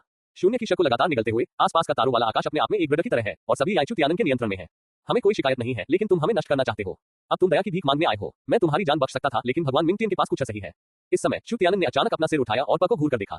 चांदी का दानव जिसे नरक के देवता ने कसकर जकड़ रखा था, शांति से बोला, तुमने मेरी पत्नी को मार डाला, इसलिए नरक में जाओ। नहीं, राक्षसी देवता इस समय पूरी तरह से घबरा गया था। ये कहा जा सकता है कि उसने अपनी पूरी कोशिश की। उसने मिंग टियन भगवान के शरीर को भी टुकड़े टुकड़े कर दिया, लेकिन बाद में अपनी आत्मा को जलाने की शनि उसे कसकर नियम तक किया। अपने आप को मौका मत दो। हाँ, ये सही है। चलो एक साथ मरते हैं। कार्रवाई करो, शून्य अराजकता। यदि आप इस अवसर को चूक गए तो कोई भविष्य नहीं होगा। इस समय मिंग टियन भगवान की आभा कमजोर और कमजोर थी, लेकिन उसके दिल में नफरत के साथ वह अब तक टिके रहने में कामयाब रहा। सबसे बड़ा लय जिसके बारे में मैंने कभी सोचा था वह ब्रडर का भगवान बनना था। लेकिन जब भगवान मिंग टियन को पता चला कि वह मिंग टियन का भगवान बन गया है, तो उसने सबसे महत्वपूर्ण चीज को नजरअंदाज कर दिया। वह है फे गटियनज़ुओ। चाहे वह कितना भी अंधेरा क्यों ना हो गया हो, उसके दिल की गहराई में वह अभी भी बाद वाले के साथ अंतहीन जुड़ाव रखता था। प्यार। आखिरकार फे गटियनज़ुओ की मौत ने वास्तव में उसे जगा दिया। केवल फे गटियनज़ुओ अभी भी जीवित है और उसका दिल अभी भी जीवित है। जब वह मर जाती है तो उसका दिल भी मर जाता है। इस समय चू तियानन ने संघर्षरत दानव भगवान को देखा। तियानजिन गन हेल्बर जिसे उसने ऊंचा रखा था, वह भी इस समय पूरी तरह से चार्ज था। सुनहरी रोशनी एक अंतहीन महासागर की तरह फैलती है जो अपने आसपास की हर चीज को कवर करती है। शून्य स्तर शेनलुओ तियानजिन रा मिली गई कोई भी जगह नष्ट हो जाएगी और नरक के देवता और दानव के देवता कोई अपवाद नहीं है। मैं इसे स्वीकार करने को तैयार नहीं हूँ। इस समय राक्षसी देवता ने हताश होकर दहाड़ लगाई। यह अंततः सुनहरी रोशनी के नीचे गायब हो गया। मिंग टियन भगवान ने पूरे शेनलुओ तियानजिन को सहन किया, इसलिए स्वाभाविक रूप से वह प्रतीत नहीं था। आकृति के पूरी तरह से नष्ट होने से पहले उसने आखिरकार शांति से अपनी आंखें बंद कर ली। उसने अपनी आंखें उठाई और अपने मुंह के कोनों को एक लंबे समय से खोए हुए चाप में ऊपर उठाया। वह अराजकता के भगवान की सबसे मासूम मुस्कान थी। धन्यवाद चू तियानन, क्षमा करे फे गटियन। सुनहरी रोशनी का सागर बह गया और प्रकाश की चमक की तरह गायब हो गया। हालांकि चू तियानन के सामने सब कुछ असार के साथ साफ था। उसने अपने बगल में एजियोर गन स्टार बीस्ट को देखा और भगवान के दिल को अलग कर दिया। हालांकि यह एक संकट था, इसे हटा दिया गया था, लेकिन कई लोग मर गए और वह अंदर से बहुत जटिल भी था। मूल ब्रडर में एकमात्र शून्य देवता के रूप में चू तियानन जटिल भावनाओं के साथ लंबे समय तक यहाँ खड़ा रहा। उसने एक लंबी सांस ली और आखिरकार अपने लंबे समय से खोए तनाव को शांत किया और बड़बड़ाया। आपदा खत्म हो गई है। अध्याय 1889। मेरा नाम जियांग चेन है। जिस तरह चुतियानन ने राक्षसी देवता और मिंग टियन भगवान को मार डाला, उसी तरह नीचे अराजक युद्ध के मैदान में भी बड़े बदलाव हुए। टीएस मैंने देखा कि बड़ी संख्या में मजबूत वृत्त राख की तरह नष्ट होने लगे और उनके आंकड़े अनियमित रूप से फैल गए। फैलने से पहले भयभीत चेहरे पीछे छोड़ गए। दानव भगवान के तहत सबसे शक्तिशाली चरम सिंहासन स्वामी के रूप में तियान एक सिंहासन का विनाश होने वाला अंतिम था। इसने डर से ऊपर की ओर देखा और पाया कि राजा की आभा में उतार चढ़ाव बहुत पहले ही गायब हो गया था। अपने स्वयं के शरीर के विघटन और विनाश के साथ ये समझ गया कि रित परिवार विफल हो गया था और पिछली बार की तुलना में इस बार रित कबीला विनाश की राह पर है। दहाड़ स्वर्ग के सटे एक ने अनी से दहाड़ लगाई। उसने चमत्कारी सोपान दल के आसपास के सदस्यों को देखा। उसने कमजोर और बिना हिम्मत के दहाड़ लगाई जो अंततः विनाश में बदल गई और लहरों के निशानों के साथ पूरे ब्रह्मांड में बिखर गई। सितारों के बीच यह नहीं चाहिए। उसी समय कई विदेशी जातियां जिन्होंने मूल रूप से रित कबीले के सामने आत्मसमर्पण कर दिया था, रित कबीले के विनाश के साथ ही नष्ट हो गई। ये सब अपरिवर्तनीय था और इतनी अचानक हुई कि कोई भी इसकी कल्पना नहीं कर सकता था। पत करें टीएस जब रितों का विनाश हुआ तो नीदरलैंड कबीले के सभी सदस्य भी नष्ट हो गए। रितों के समान ही संकुचित समूह के रूप में उन्हें जो नुकसान हुआ वह निहित नुकसान था। नहीं नहीं, प्लूटो और कई अन्य चरम सिंहासन शयों ने अपने हाथों के विनाश को शुरू होते देखा। वे सभी अविसमय थे। सभी ने मिंग तियांग को देखा और डर से चिल्लाए, सर हमें बचाओ, हमें बचाओ। हालांकि यह उनके विनाश की प्रक्रिया को रोकने में सक्षम नहीं था। मिंग कबीले के सदस्यों की एक बड़ी संख्या के विनाश की शुरुआत तक ये नहीं था कि मिंग तियांग इसे समझ गया। वो खुद पर हंसा और अंत में अनी से हंसा, इस प्रक्रिया में नष्ट हो चुके कबीले के सदस्यों को अनदेखा करते हुए। बस शून्य में सर लेकर बैठा चुपचाप लोगों को यह महसूस कराता रहा कि वह बेहद अकेला है। जब मिंग कबीले के सभी शक्तिशाली लोग रित कबीले के न कदम पर चले तो मिंग तियांग ने आखिरकार उड़ते हुए 5 सटगन को देखा। बाद वाले ने भी अपने क्लोन को फिर से विभाजित किया और 5 समान 5 सट शहर के स्वामी फिर से दिखाई दिए। वह खुद पर हंसा। 5 सट शहर के स्वामी ने कुछ नहीं कहा और अभी भी चुपचाप मिंग तियांग को देखा। बाद वाला भी चुप था। मानव जाति के कई मजबूत लोग एक हुए और जब उन्होंने बाद वाले की आंखों को देखा तो वे केवल और लाचारी देख सकते थे। टीएस जैसे जैसे समय बीतता गया, देवताओं में सबसे शक्तिशाली व्यक्ति के रूप में मिंग तियांग विनाश के परिणामों से बच नहीं सका। अंत में उसका पूरा शरीर हल्की लहरों के साथ बिखर गया और ब्रड की आकाशगंगा में गायब हो गया। क्या हो रहा है? वो जुए और अड़ी उड़कर आए। बाद वाले ने आसपास बचे एकमात्र मानव साथियों को देखा और चौंक कर पूछा, और क्या हमारी मानव जाति जीत गई? कैलिंग ने गुस्से से दूसरे पक्ष की ओर अपनी आंखें घुमाई, फिर अड़ी की कमर को गले लगाया और मुस्कुराते हुए कहा, सौभाग्य से तुम जीवित हो, अन्यथा मैं बॉस को फिर से जीवित कर दूंगा। हम जीत गए। पोप जिसने एक हाथ खो दिया था अभी समय अपने दूसरे हाथ को देखा। वह अपने बगल में टूटे पैर वाले आसुर को देखने के लिए मुड़ा, उसे मुक्का मारा और हंसा। बुरे आदमी, क्या तुम मर गए? हम जीत गए। मैं मरा नहीं हूं, लेकिन तुमने मुझे मार डाला है। क्या तुम थोड़ा नर्म नहीं हो सकते? क्यों लोग अजूबे के नीचे मसूड़े खुजली कर रहे थे। उसने अपने दांत पीस लिए और दूसरे पक्ष को घूरने लगा, लेकिन वह अपनी आंखों में खुशी और गर्व को छिपा नहीं सका। हम जीत गए, हाँ हम जीत गए। थोड़ी देर की शांति के बाद मानव जाति के सभी मजबूत लोग एक गरजते पहाड़ और सुनामी की तरह खुशी से झूम उठे, जो तुरंत सभी कोनों में फैल गई। मानव जाति के कई मजबूत लोग खुशी से फूट कर रोने लगे। उन्होंने इतने दिनों की लड़ाई और आकाश के दूसरे विनाश का सामना किया। युद्ध के बीच में मानव जाति को बहुत नुकसान हुआ। ये कहा जा सकता है कि जो लोग हार गए थे उनके पास पूरा संगठन नहीं था। हालांकि मानव जाति ने आखिरकार कीमत चुकाई और युद्ध जीत लिया। नगर के स्वामी, हम जीत गए हैं और उजाड़ स्वर्ग सीट की आत्मा आकाश में शांति से आराम कर सकती है। इस समय मानव जाति के सबसे बुजुर्ग मानव बलवान के रूप में पैगंबर सीट बैसाखी पर धीरे धीरे चल रहे थे। जुइयों से भरा उनका बूढ़ा चेहरा भी इस समय युवा और इत्मीनान से था। बहुत कुछ है, उन्होंने मुस्कुराते हुए कहा। ये सुनकर 5 सटों के नगर के स्वामी ने थोड़ा सिर हिलाया और अपनी नजर ऊपर की ओर उस युवा आकृति पर डाली जिसने मूल ब्रड को बचाया था। उसके मुंह का कोना एक ऐसे सहज तरीके से मुड़ा हुआ था जैसा उसने लंबे समय से नहीं देखा था। हाँ, हम जीत गए वरिष्ठ भाई, हमारी मानव जाति सबसे मजबूत व्यक्ति के रूप में उभरी है। आप शांति से आराम कर सकते हैं। जिस तरह मानव जाति खतरे में थी, दूसरी तरफ दूर की दुनिया मूल ब्रड से असीम रूप से बड़ी थी। अंतहीन अंधकार के इस क्रम में यहाँ एक काली मीनार भी खड़ी थी, लेकिन यह अलग थी। नेदर कबीले और रित कबीले की काली मीनारों की तुलना में वे अधिक राजसी और अधिक संख्या में है। काली मीनार में दमनकारी और अंधेरे नमे ऊपर की ओर पीठ किए हुए कई काली आकृतियां हैं जो आगे की ओर देख रही हैं। उनके नेतृत्व में आभा तरंगे मूल लोगों की तुलना में कहीं अधिक मजबूत हैं, स्तर और आत्मा दोनों के संदर्भ में। ब्रड में हर चीज की उक्ति यहाँ प्रतीत होती है और यह मालिक है। भाई गर मारा गया है। उस समय दोनों तरफ से लेग करके बैठी हुई चांदी की पोशाक वाली आकृतियों में से एक ने धीरे से अपना सिर उठाया और शैतान की तरह ही एक जोड़ी बुरी आंखों से शांति से कहा, जो उदासीनता से चमक रही थी। अन्य चांदी की पोशाक वाली आकृतियों ने अपना ध्यान सिर पर मौजूद काली आकृति की ओर लगाया। ऐसा लग रहा था कि वह यहाँ का स्वामी था। ओह, क्या वह ग्रह है जिसे निचले आयामी ब्रड में निषिद्ध किया गया था? ये सुनकर ऊत्र को देख रही काली आकृति ने बस शांति से जवाब दिया और उसके शब्दों में कोई लहर नहीं थी, केवल उदासीनता थी। उसके सामने प्रस्तुत ऊत्र इतना शक्तिशाली था कि अगर इसे मूल ब्रड में रखा जाता तो ये तुरंत नष्ट हो जाता। हाँ, मरने से पहले इसने हमें जो संदेश भेजा था वह ये था कि इसे मानव जाति के एक शून्य देवता ने मार दिया था। चांदी की पोशाक वाली आकृति ने थोड़ा सिर हिलाया, जबकि अन्य आकृतियां थोड़ी हिल गई। ओह, ये दिलचस्प है। शून्य देवता से छोटे आदमी को सीधे निचले आयाम वाले ब्रड से बाहर निकले हुए बहुत समय हो गया है। उस ब्रड को आदिम ब्रड कहा जाता है ना? काली आकृति ने हल्के से सिर हिलाया। भाई, क्या आप चाहते हैं कि हम इस मामले को सुलझाएं? पहले बोलने वाला चांदी के वस्त्र वाला खड़ा हुआ, शैतान के पंख फैलाए और जब तक दूसरा पक्ष आदेश देता वह सीधे मूल ब्रड नामक दुनिया में चला जाता। मेरे राजसी आदिम ब्रड के दानव कबीले हमारे कबीले के सदस्यों की मृत्यु के कारण निचली दुनिया का नरसंहार करने जा रहे हैं। अगर यहाँ के मानव कबीले के देवताओं को इसके बारे में पता चला तो मुझे डर है कि यह हमारे लिए हानिकारक होगा। काली आकृति ने अपना सिर थोड़ा हिलाया और चांदी के वस्त्र वाला फिर से सम्मानपूर्वक बैठ गया। मैं ही वह था जो अपने कबीले के भाई के साथ लापरवाह था, लेकिन अगर मैंने उस मानव लड़के को हमारे कबीले के ग्रह को मारने दिया तो अगर बात फैल गई तो उसी कबीले के महल के स्वामी शायद मेरे कबीले के भाई का मजाक उड़ाएंगे। ठीक है, ऊपर की दुनिया में नियम है, लेकिन सभी निचली दुनिया के जीव जो ब्रड के देवताओं से आगे निकल जाते हैं, चाहे वे कोई भी हो, उन्हें पुनर्जन्म लेना चाहिए और मूल दुनिया में वापस लौटना चाहिए। रुको, वह छोटा लड़का जल्दी या बाद में आएगा। मुझे डर है कि अब तक तियांडू में पहले से ही लोग हैं। मूल ब्रड ने हमें सूचित किया है कि यदि आप अभी जाते हैं तो इससे कोई मदद नहीं मिलेगी। काली आकृति ने मुड़कर घर के अन्य भाइयों को देखा और उपहास किया। लेकिन इस तरह से उस बग का फायदा उठाना संभव है। जब वह मूल दुनिया में आएगा तो मेरे पास स्वाभाविक रूप से एक रास्ता होगा। हालांकि जो लोग मेरे कबीले को छूने की हिम्मत करते हैं वे देशी हैं, लेकिन वह उन्हें मारने के योग्य नहीं है। जैसा कि कहा जाता है, मूल दुनिया में एक दिन सभी ब्रड आयाम एक युग से गुजरते हैं और यह युग मानव जाति के लिए बाधाओं के बिना समरी के लिए एक शक्तिशाली मार्ग कहा जा सकता है। वर्तमान मानव जाति को देवताओं की एक सजाति कहा जा सकता है और यह मूल ब्रड में सबसे शक्तिशाली अत्व भी है, क्योंकि मानव जाति से एक देवता का उदय हुआ है। वर्तमान मानव ब्रड पहले की तुलना में पक और बड़ा है। पिछले 10 ब्रडों को 20 ब्रडों में विस्तारित किया गया है। मानव जाति कृतिक्षाओं के बिना तेजी से प्रजनन कर रही है। मजबूत का आधार मजबूत और मजबूत हो गया है। वह चरम सिंहासन पर एक शक्तिशाली ग्रह है। लाखों ब्रड में नंबर 1 ब्रड के रूप में कई उसको कर्नेशन की आश्चर्यजनक रैंकिंग हजारों में है।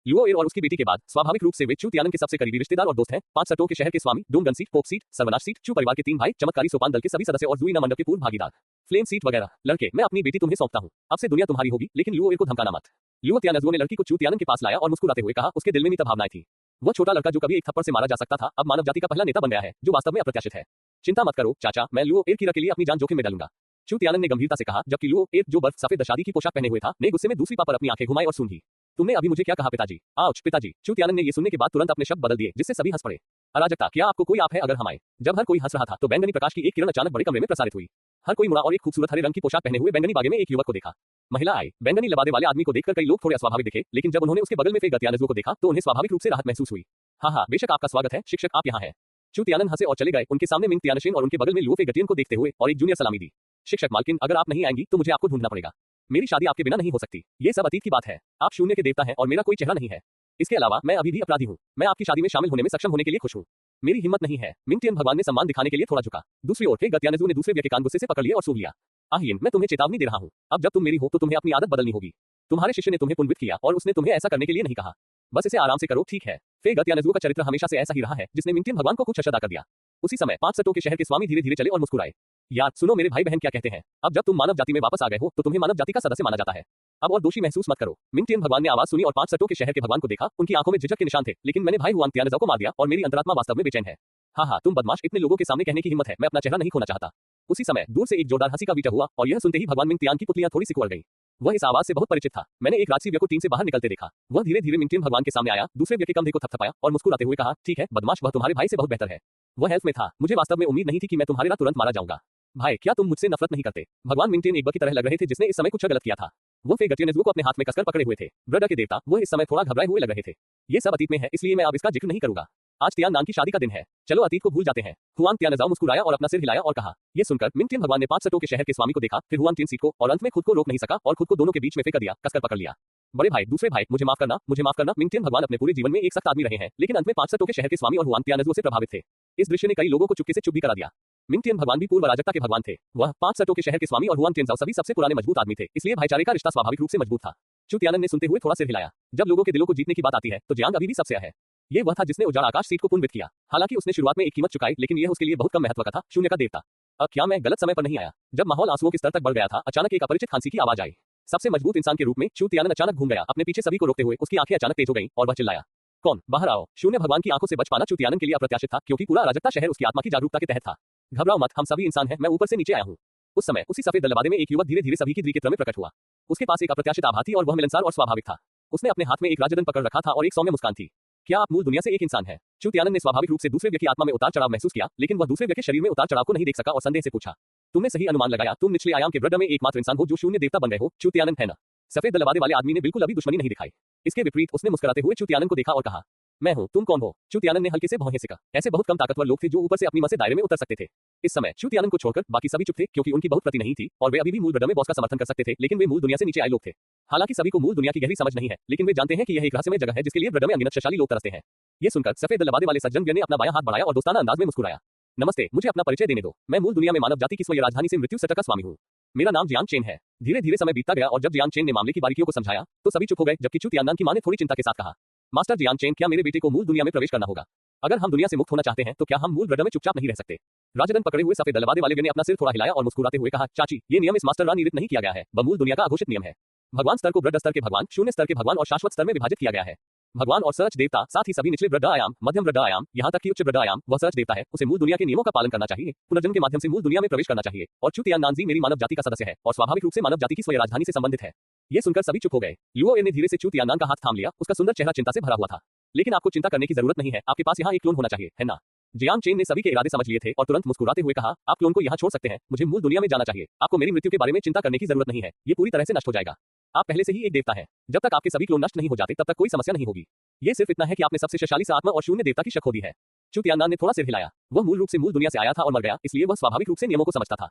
हालांकि अपने पिछले जीवन में वह दानवगण भगवान था और दानव कबीले मंदिर में लौट आया, जबकि मानव आकाशीय राजधानी में वह दानवगण भगवान था। उस समय मैंने भी कुछ सुना। वह मूल दुनिया में मानव जाति का सबसे शक्तिशाली विशालकाय है। मूल दुनिया में बोलने का एक पूर्ण अधिकार भी है। यह एक बहुत बड़ी ताकत है जिसे कम करके नहीं आंका जा सकता। मृत्यु सटक के स्वामी, आज मेरी शादी का दिन है, क्या मैं बाद में वापस आ सकता हूँ? चू तियानन ने संकोच से पूछा, जबकि जियांग चेन ने मुस्कुराते हुए सिर हिलाया। आप एक ब्रड युग तक मूल ब्रड में रह सकते हैं। जब मूल ब्रड तीसरे ब्रड युग में प्रवेश करेगा तो मैं आपको फिर से लेने आऊंगा। यह है। ये सुनकर चू तियानन और अन्य लोगों को राहत मिली। उसने जियांग चेन को देखा और मुस्कुराते हुए कहा, भगवान मास्टर कृपया आप भी रुकें। मैं आपको एक अति में छोड़ दूंगा। हाँ, ऐसा नहीं है कि मैं कृतज्ञ हूँ। मेरे पास अभी भी बहुत सी चीजें हैं, इसलिए मैं अब और नहीं रुकूंगा। ये कहने के बाद जियांग चेन पीछे मुड़कर जाने वाला था, लेकिन अचानक उसने थोड़ा सा भौहें सिका और फूफकार मारी, जिससे चू तियानन को घबराहट का आभास हुआ। भगवान मास्टर, लोग छत के नीचे हैं और उन्हें अपना सिर झुकाना पड़ता है। कोई बात नहीं, इससे तुम्हारा कोई लेना देना नहीं है। जियांग चेन ने अपना सिर थोड़ा हिलाया, खिड़की से बाहर देखा और संदेह से कहा, मैंने जो कानून लागू करने वाला भेजा था वह वास्तव में मारा गया था। ये थोड़ा दिलचस्प है। ये कहते हुए जियांग चेन उसी जगह से गायब हो गया, बिना किसी निशान के आता जाता रहा, जिससे उसके किसी भी निशान को पकड़ना असंभव हो गया। जब जियांग चेन चला गया तो सभी ने राहत की सांस ली। चू तियानन ने अपनी आंखों में माफी के भाव के साथ अपने बगल में लुओ एर को देखा, जबकि लुओ एर ने आगे बढ़कर दूसरे व्यक्ति के मुंह को एक मीठी मुस्कान के साथ धीरे से ढक दिया। एक ब्रड युग में मैं शून्य का देवता बनने के लिए कड़ी मेहनत करूंगा और फिर आपके साथ मूल दुनिया की या करूंगा। मैं भी बॉस, बस रुको, मैं तुमसे पीछे नहीं रहूंगा। अडी ने भी हाथ बढ़ाकर पुकारा और अलीता ने भी गुनगुनाया, मैं हार नहीं मानूंगा, भले ही वह ब्रड का भगवान हो, मैं लगभग यहाँ हूँ। वो जुए ने अपने भाई को अवाक होकर देखा और कहा, 5 सटों के शहर के महान लौ सभी ऐसा कहने की हिम्मत नहीं करते। आपके पास मूंगफली की कितनी प्लेटें हैं? क्या आप इस तरह नशे में हैं? हाँ। हंसी के फटने के बाद चू तियानन ने लुओ एर का छोटा हाथ लिया, सभी को देखा और मुस्कुराते हुए कहा, चलो मेरी प्यारी पत्नी। ये भावुक हानि सुनकर लुओ एर की चमकदार आंखें खुशी से चमक उठी और उसने धीरे से सिर हिलाया। दयालुता। कल विभिन्न सलामी की फायरिंग के साथ पूरा कई सिटी लोगों से खचाखच भरा हुआ था। जब दर्जनों आकृतियां आसमान में तो लोगों के पूरे समुद्र से जयकारे उठे।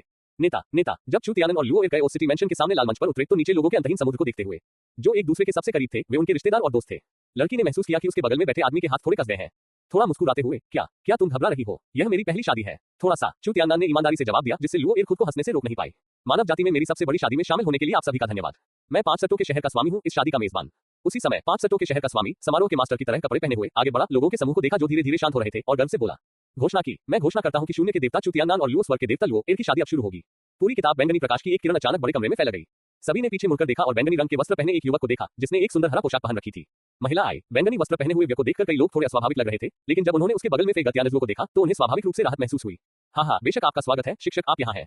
चू तियानन हंसे और आगे बढ़े, अपने सामने मिंग तियानशिन और उसके बगल में लुओ फेगतियन को देखते हुए और एक जूनियर सलामी दी। शिक्षक मालकिन, यदि आप नहीं आती हैं तो मुझे आपको ढूंढना होगा।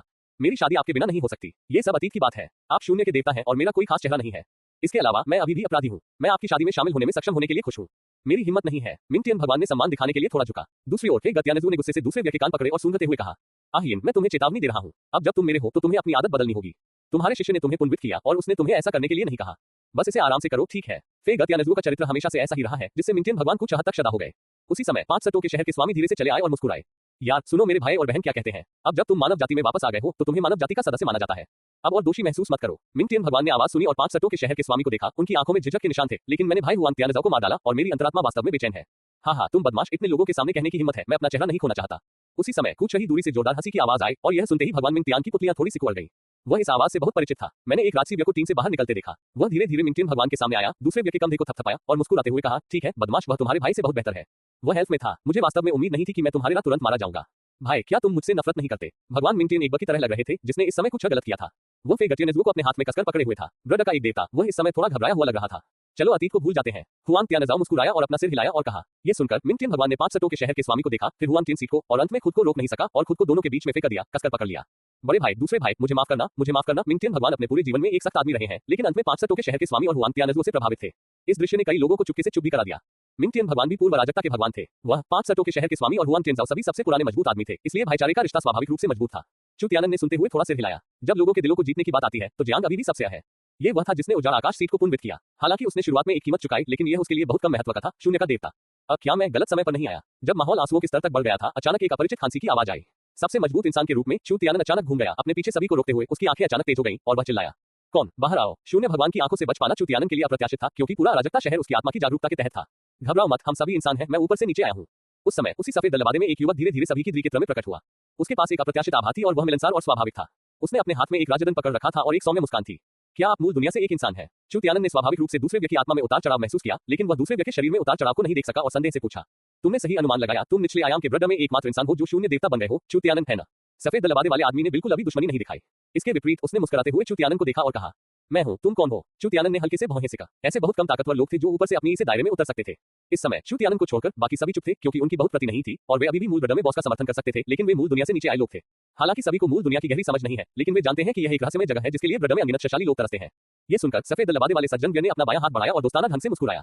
नमस्ते, मुझे अपना परिचय देने दो। मैं मूल दुनिया में मानव जाति की स्वयं राजधानी से मृत्यु सटक का स्वामी हूँ। मेरा नाम जियांग चेन है। धीरे धीरे समय बीतता गया और जब जियांग चेन ने मामले की बारीकियों को समझाया तो सभी चुप हो गए, जबकि चू तियानन की मां ने थोड़ी चिंता के साथ कहा, मास्टर जियांग चेन, क्या मेरे बेटे को मूल दुनिया में प्रवेश करना होगा? अगर हम दुनिया से मुक्त होना चाहते हैं तो क्या हम मूल ब्रड में चुपचाप नहीं रह सकते? राजदन पकड़े हुए सफेद दलवादे वाले ने अपना सिर थोड़ा हिलाया और मुस्कुराते हुए कहा, चाची, ये नियम इस मास्टर द्वारा नियत नहीं किया गया है, वह मूल दुनिया का अघोषित नियम है। भगवान स्तर को ब्रड स्तर के भगवान, शून्य स्तर के भगवान और शाश्वत स्तर में विभाजित किया गया है। भगवान और सच देवता, साथ ही सभी निचले ब्रड आयाम, मध्यम ब्रड आयाम, यहाँ तक कि उच्च ब्रड आयाम, वह सच देवता है, उसे मूल दुनिया के नियमों का पालन करना चाहिए, पुनर्जन्म के माध्यम से मूल दुनिया में प्रवेश करना चाहिए। और चू तियाननानजी मेरी मानव जाति का सदस्य है और स्वाभाविक रूप से मानव जाति की स्वयं राजधानी से संबंधित है। ये सुनकर सभी चुप हो गए। लुओ ने धीरे से चू तियाननान का हाथ थाम लिया, उसका सुंदर चेहरा चिंता से भरा हुआ था। लेकिन आपको चिंता करने की जरूरत नहीं है, आपके पास यहाँ एक क्लोन होना चाहिए, है ना? जियांग चेन ने सभी के इरादे समझ लिए थे और तुरंत मुस्कुराते हुए कहा, आप क्लोन को यहाँ छोड़ सकते हैं, मुझे मूल दुनिया में जाना चाहिए। आपको मेरी मृत्यु के बारे में चिंता करने की जरूरत नहीं है, ये पूरी तरह से नष्ट हो जाएगा। आप पहले से ही एक देवता हैं। जब तक आपके सभी क्लोन नष्ट नहीं हो जाते तब तक कोई समस्या नहीं होगी। ये सिर्फ इतना है कि आपने सबसे शक्तिशाली आत्मा और शून्य देवता की शक खो दी है। चू तियाननान ने थोड़ा सिर हिलाया। वह मूल रूप से मूल दुनिया से आया था और मर गया, इसलिए वह स्वाभाविक रूप से नियमों को समझता था। हालांकि अपने पिछले जीवन में वह दानवगण भगवान था और दानव कबीले मंदिर में लौट आया, जबकि मानव आकाशीय राजधानी में वह दानवगण भगवान था। उस समय मैंने भी कुछ सुना। वह मूल दुनिया में मानव जाति का सबसे शक्तिशाली विशालकाय है। मूल दुनिया में बोलने का एक पूर्ण अधिकार भी है। यह एक बहुत बड़ी ताकत है जिसे कम करके नहीं आंका जा सकता। मृत्यु सटक के स्वामी, आज मेरी शादी का दिन है, क्या मैं बाद में वापस आ सकता हूँ? चू तियानन ने संकोच से पूछा, जबकि जियांग चेन ने मुस्कुराते हुए सिर हिलाया। आप एक ब्रड युग तक मूल ब्रड में रह सकते हैं। जब मूल ब्रड तीसरे ब्रड युग में प्रवेश करेगा तो मैं आपको फिर से लेने आऊंगा। यह है। ये सुनकर चू तियानन और अन्य लोगों को राहत मिली। उसने जियांग चेन को देखा और मुस्कुराते हुए कहा, भगवान मास्टर, कृपया आप भी रुके।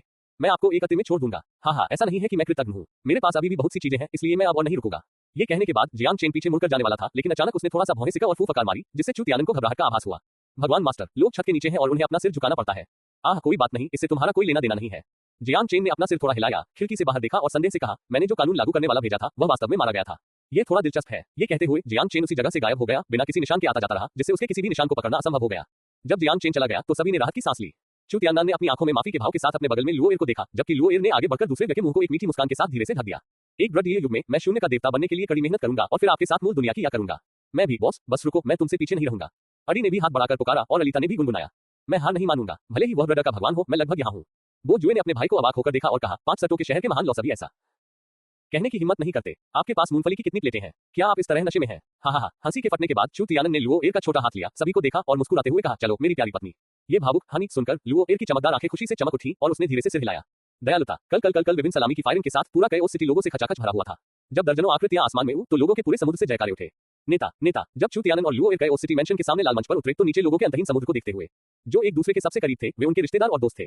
लड़की ने महसूस किया कि उसके बगल में बैठे आदमी के हाथ थोड़े कस गए हैं।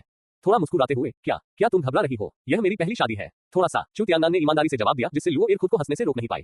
मानव जाति में मेरी सबसे बड़ी शादी में शामिल होने के लिए आप सभी का धन्यवाद। मैं 5 सटों के शहर का स्वामी हूँ, इस शादी का मेजबान। उसी समय 5 सटों के शहर का स्वामी समारोह के मास्टर की तरह कपड़े पहने हुए आगे बढ़ा, लोगों के समूह को देखा जो धीरे धीरे शांत हो रहे थे और गर्व से बोला, घोषणा की, मैं घोषणा करता हूँ कि शून्य के देवता चू तियाननान और लुओ स्वर्ग के देवता लुओ की शादी अब शुरू होगी। पूरी किताब बैंगनी प्रकाश की एक किरण अचानक बड़े कमरे में फैल गई। सभी ने पीछे मुड़कर देखा और बैंगनी रंग के वस्त्र पहने एक युवक को देखा, जिसने एक सुंदर हरा पोशाक पहन रखी थी। महिला आई। बैंगनी वस्त्र पहने हुए व्यक्ति को देखकर कई लोग थोड़े अस्वाभाविक लग रहे थे, लेकिन जब उन्होंने उसके बगल में गतियानजुओं को देखा तो उन्हें स्वाभाविक रूप से राहत महसूस हुई। हाँ, बेशक आपका स्वागत है शिक्षक, आप यहाँ हैं। चू तियाननान हंसे और आगे बढ़े, अपने सामने मिंग तियानशिन और उसके बगल में लुओ गतियन को देखते हुए और एक जूनियर सलामी दी। शिक्षक मालकिन, यदि आप नहीं आती हैं तो मुझे आपको ढूंढना होगा। मेरी शादी आपके बिना नहीं हो सकती। ये सब अतीत की बात है। आप शून्य के देवता हैं और मेरा कोई खास चेहरा नहीं है। इसके अलावा मैं अभी भी अपराधी हूँ। मैं आपकी शादी में शामिल होने में सक्षम होने के लिए खुश हूँ। मेरी हिम्मत नहीं है। मिंग तियन भगवान ने सम्मान दिखाने के लिए थोड़ा झुका। दूसरी ओर गतियानजू ने गुस्से से दूसरे व्यक्ति के कान पकड़े और सूंघते हुए कहा, आहिन, मैं तुम्हें चेतावनी दे रहा हूँ। अब जब तुम मेरे हो तो तुम्हें अपनी आदत बदलनी होगी। तुम्हारे शिष्य ने तुम्हें पुनवित किया और उसने तुम्हें ऐसा करने के लिए नहीं कहा। बस इसे आराम से करो, ठीक है? गतियानजू का चरित्र हमेशा से ऐसा ही रहा है, जिससे मिंग तियन भगवान कुछ हद तक शदा हो गए। उसी समय 5 सटों के शहर के स्वामी धीरे से चले आए और मुस्कुराए। यार सुनो मेरे भाई और बहन, क्या कहते हैं? अब जब तुम मानव जाति में वापस आ गए हो तो तुम्हें मानव जाति का सदस्य माना जाता है। अब और दोषी महसूस मत करो। मिंग तियन भगवान ने आवाज सुनी और 5 सटों के शहर के स्वामी को देखा। उनकी आंखों में झिझक के निशान थे, लेकिन मैंने भाई हुआन तियानजाओ को मार डाला और मेरी अंतरात्मा वास्तव में बेचैन है। हाँ, तुम बदमाश, इतने लोगों के सामने कहने की हिम्मत है। मैं अपना चेहरा नहीं खोना चाहता। उसी समय कुछ ही दूरी से जोरदार हंसी की आवाज आई और यह सुनते ही भगवान मिंग तियान की पुतलियां थोड़ी सिकुड़ गई। वह इस आवाज से बहुत परिचित था। मैंने एक राजसी व्यक्ति को टीम से बाहर निकलते देखा। वह धीरे धीरे मिंग तियन भगवान के सामने आया, दूसरे व्यक्ति कंधे को थपथपाया और मुस्कुराते हुए कहा, ठीक है बदमाश, वह तुम्हारे भाई से बहुत बेहतर है। वह हेल्थ में था। मुझे वास्तव में उम्मीद नहीं थी कि मैं तुम्हारे साथ तुरंत मारा जाऊंगा। भाई, क्या तुम मुझसे नफरत नहीं करते? भगवान मिंग तियन एक की तरह लग रहे थे, जिसने इस समय कुछ गलत किया था। वो गतियानजू को अपने हाथ में कसकर पकड़े हुए था। ब्रड का एक देवता, वह इस समय थोड़ा घबराया हुआ लग रहा था। चलो अतीत को भूल जाते हैं। हुआन तियानजाओ मुस्कुराया और अपना सिर हिलाया और कहा। ये सुनकर मिंग तियन भगवान ने 5 सटों के शहर के स्वामी को देखा, फिर हुआन तियन सीट को और अंत में खुद को रोक नहीं सका और खुद को दोनों के बीच में फेंक दिया, कसकर पकड़ लिया। बड़े भाई, दूसरे भाई, मुझे माफ करना। मिंग तियन भगवान अपने पूरे जीवन में एक सख्त आदमी रहे हैं, लेकिन अंत में 5 सटों के शहर के स्वामी और हुआन तियानजू से प्रभावित थे। इस दृश्य ने कई लोगों को चुपके से चुप भी करा दिया। मिंग तियन भगवान भी पूर्व अराजकता के भगवान थे। वह 5 सटों के शहर के स्वामी और हुआन तियानजाओ सभी सबसे पुराने मजबूत आदमी थे, इसलिए भाईचारे का रिश्ता स्वाभाविक रूप से मजबूत था। चू तियानन ने सुनते हुए थोड़ा सिर हिलाया। जब लोगों के दिलों को जीतने की बात आती है तो जियांग अभी भी सबसे है। ये वह था जिसने उजाड़ आकाश सीट को पुनवित किया। हालांकि उसने शुरुआत में एक कीमत चुकाई, लेकिन यह उसके लिए बहुत कम महत्व का था। शून्य का देवता। अब क्या मैं गलत समय पर नहीं आया? जब माहौल आंसुओं के स्तर तक बढ़ गया था, अचानक एक अपरिचित खांसी की आवाज आई। सबसे मजबूत इंसान के रूप में चू तियानन अचानक घूम गया, अपने पीछे सभी को रोकते हुए उसकी आंखें अचानक तेज हो गईं और वह चिल्लाया, कौन? बाहर आओ। शून्य भगवान की आंखों से बच पाना चू तियानन के लिए अप्रत्याशित था, क्योंकि पूरा अराजकता शहर उसकी आत्मा की जागरूकता के तहत था। घबराओ मत, हम सभी इंसान हैं, मैं ऊपर से नीचे आया हूँ। उस समय उसी सफेद दलवादे में एक युवक धीरे धीरे सभी की दृष्टि में प्रकट हुआ। उसके पास एक अप्रत्याशित आभा थी और वह मिलनसार और स्वाभाविक था। उसने अपने हाथ में एक राजदंड पकड़ रखा था और एक सौम्य मुस्कान थी। क्या आप मूल दुनिया से एक इंसान हैं? चू तियानन ने स्वाभाविक रूप से दूसरे व्यक्ति आत्मा में उतार चढ़ाव महसूस किया, लेकिन वह दूसरे व्यक्ति शरीर में उतार चढ़ाव को नहीं देख सका और संदेह से पूछा, तुमने सही अनुमान लगाया, तुम निचले आयाम के ब्रह्म में एकमात्र इंसान हो जो शून्य देवता बन गए हो, चू तियानन, है ना? सफेद दलवादे वाले आदमी ने बिल्कुल अभी दुश्मनी नहीं दिखाई। इसके विपरीत उसने मुस्कुराते हुए चू तियानन को देखा और कहा, मैं हूँ, तुम कौन हो? चू तियानन ने हल्के से भौहें सिका। ऐसे बहुत कम ताकतवर लोग थे जो ऊपर से अपनी मसे दायरे में उतर सकते थे। इस समय चू तियानन को छोड़कर बाकी सभी चुप थे, क्योंकि उनकी बहुत प्रति नहीं थी और वे अभी भी मूल ब्रह्म में बॉस का समर्थन कर सकते थे, लेकिन वे मूल दुनिया से नीचे आए लोग थे। हालांकि सभी को मूल दुनिया की गहरी समझ नहीं है, लेकिन वे जानते हैं कि यह एक रहस्यमय जगह है जिसके लिए ब्रह्म में अनगिनत शक्तिशाली लोग तरसते हैं। ये सुनकर सफेद दलवादे वाले सज्जन ने अपना बायां हाथ बढ़ाया और दोस्ताना अंदाज में मुस्कुराया। नमस्ते, मुझे अपना परिचय देने दो। मैं मूल दुनिया में मानव जाति की स्वयं राजधानी से मृत्यु सटक का स्वामी हूँ। मेरा नाम जियांग चेन है। धीरे धीरे समय बीतता गया और जब जियांग चेन ने मामले की बारीकियों को समझाया तो सभी चुप हो गए, जबकि चू तियानन की मां ने थोड़ी चिंता के साथ कहा, मास्टर जियांग चेन, क्या मेरे बेटे को मूल दुनिया में प्रवेश करना होगा?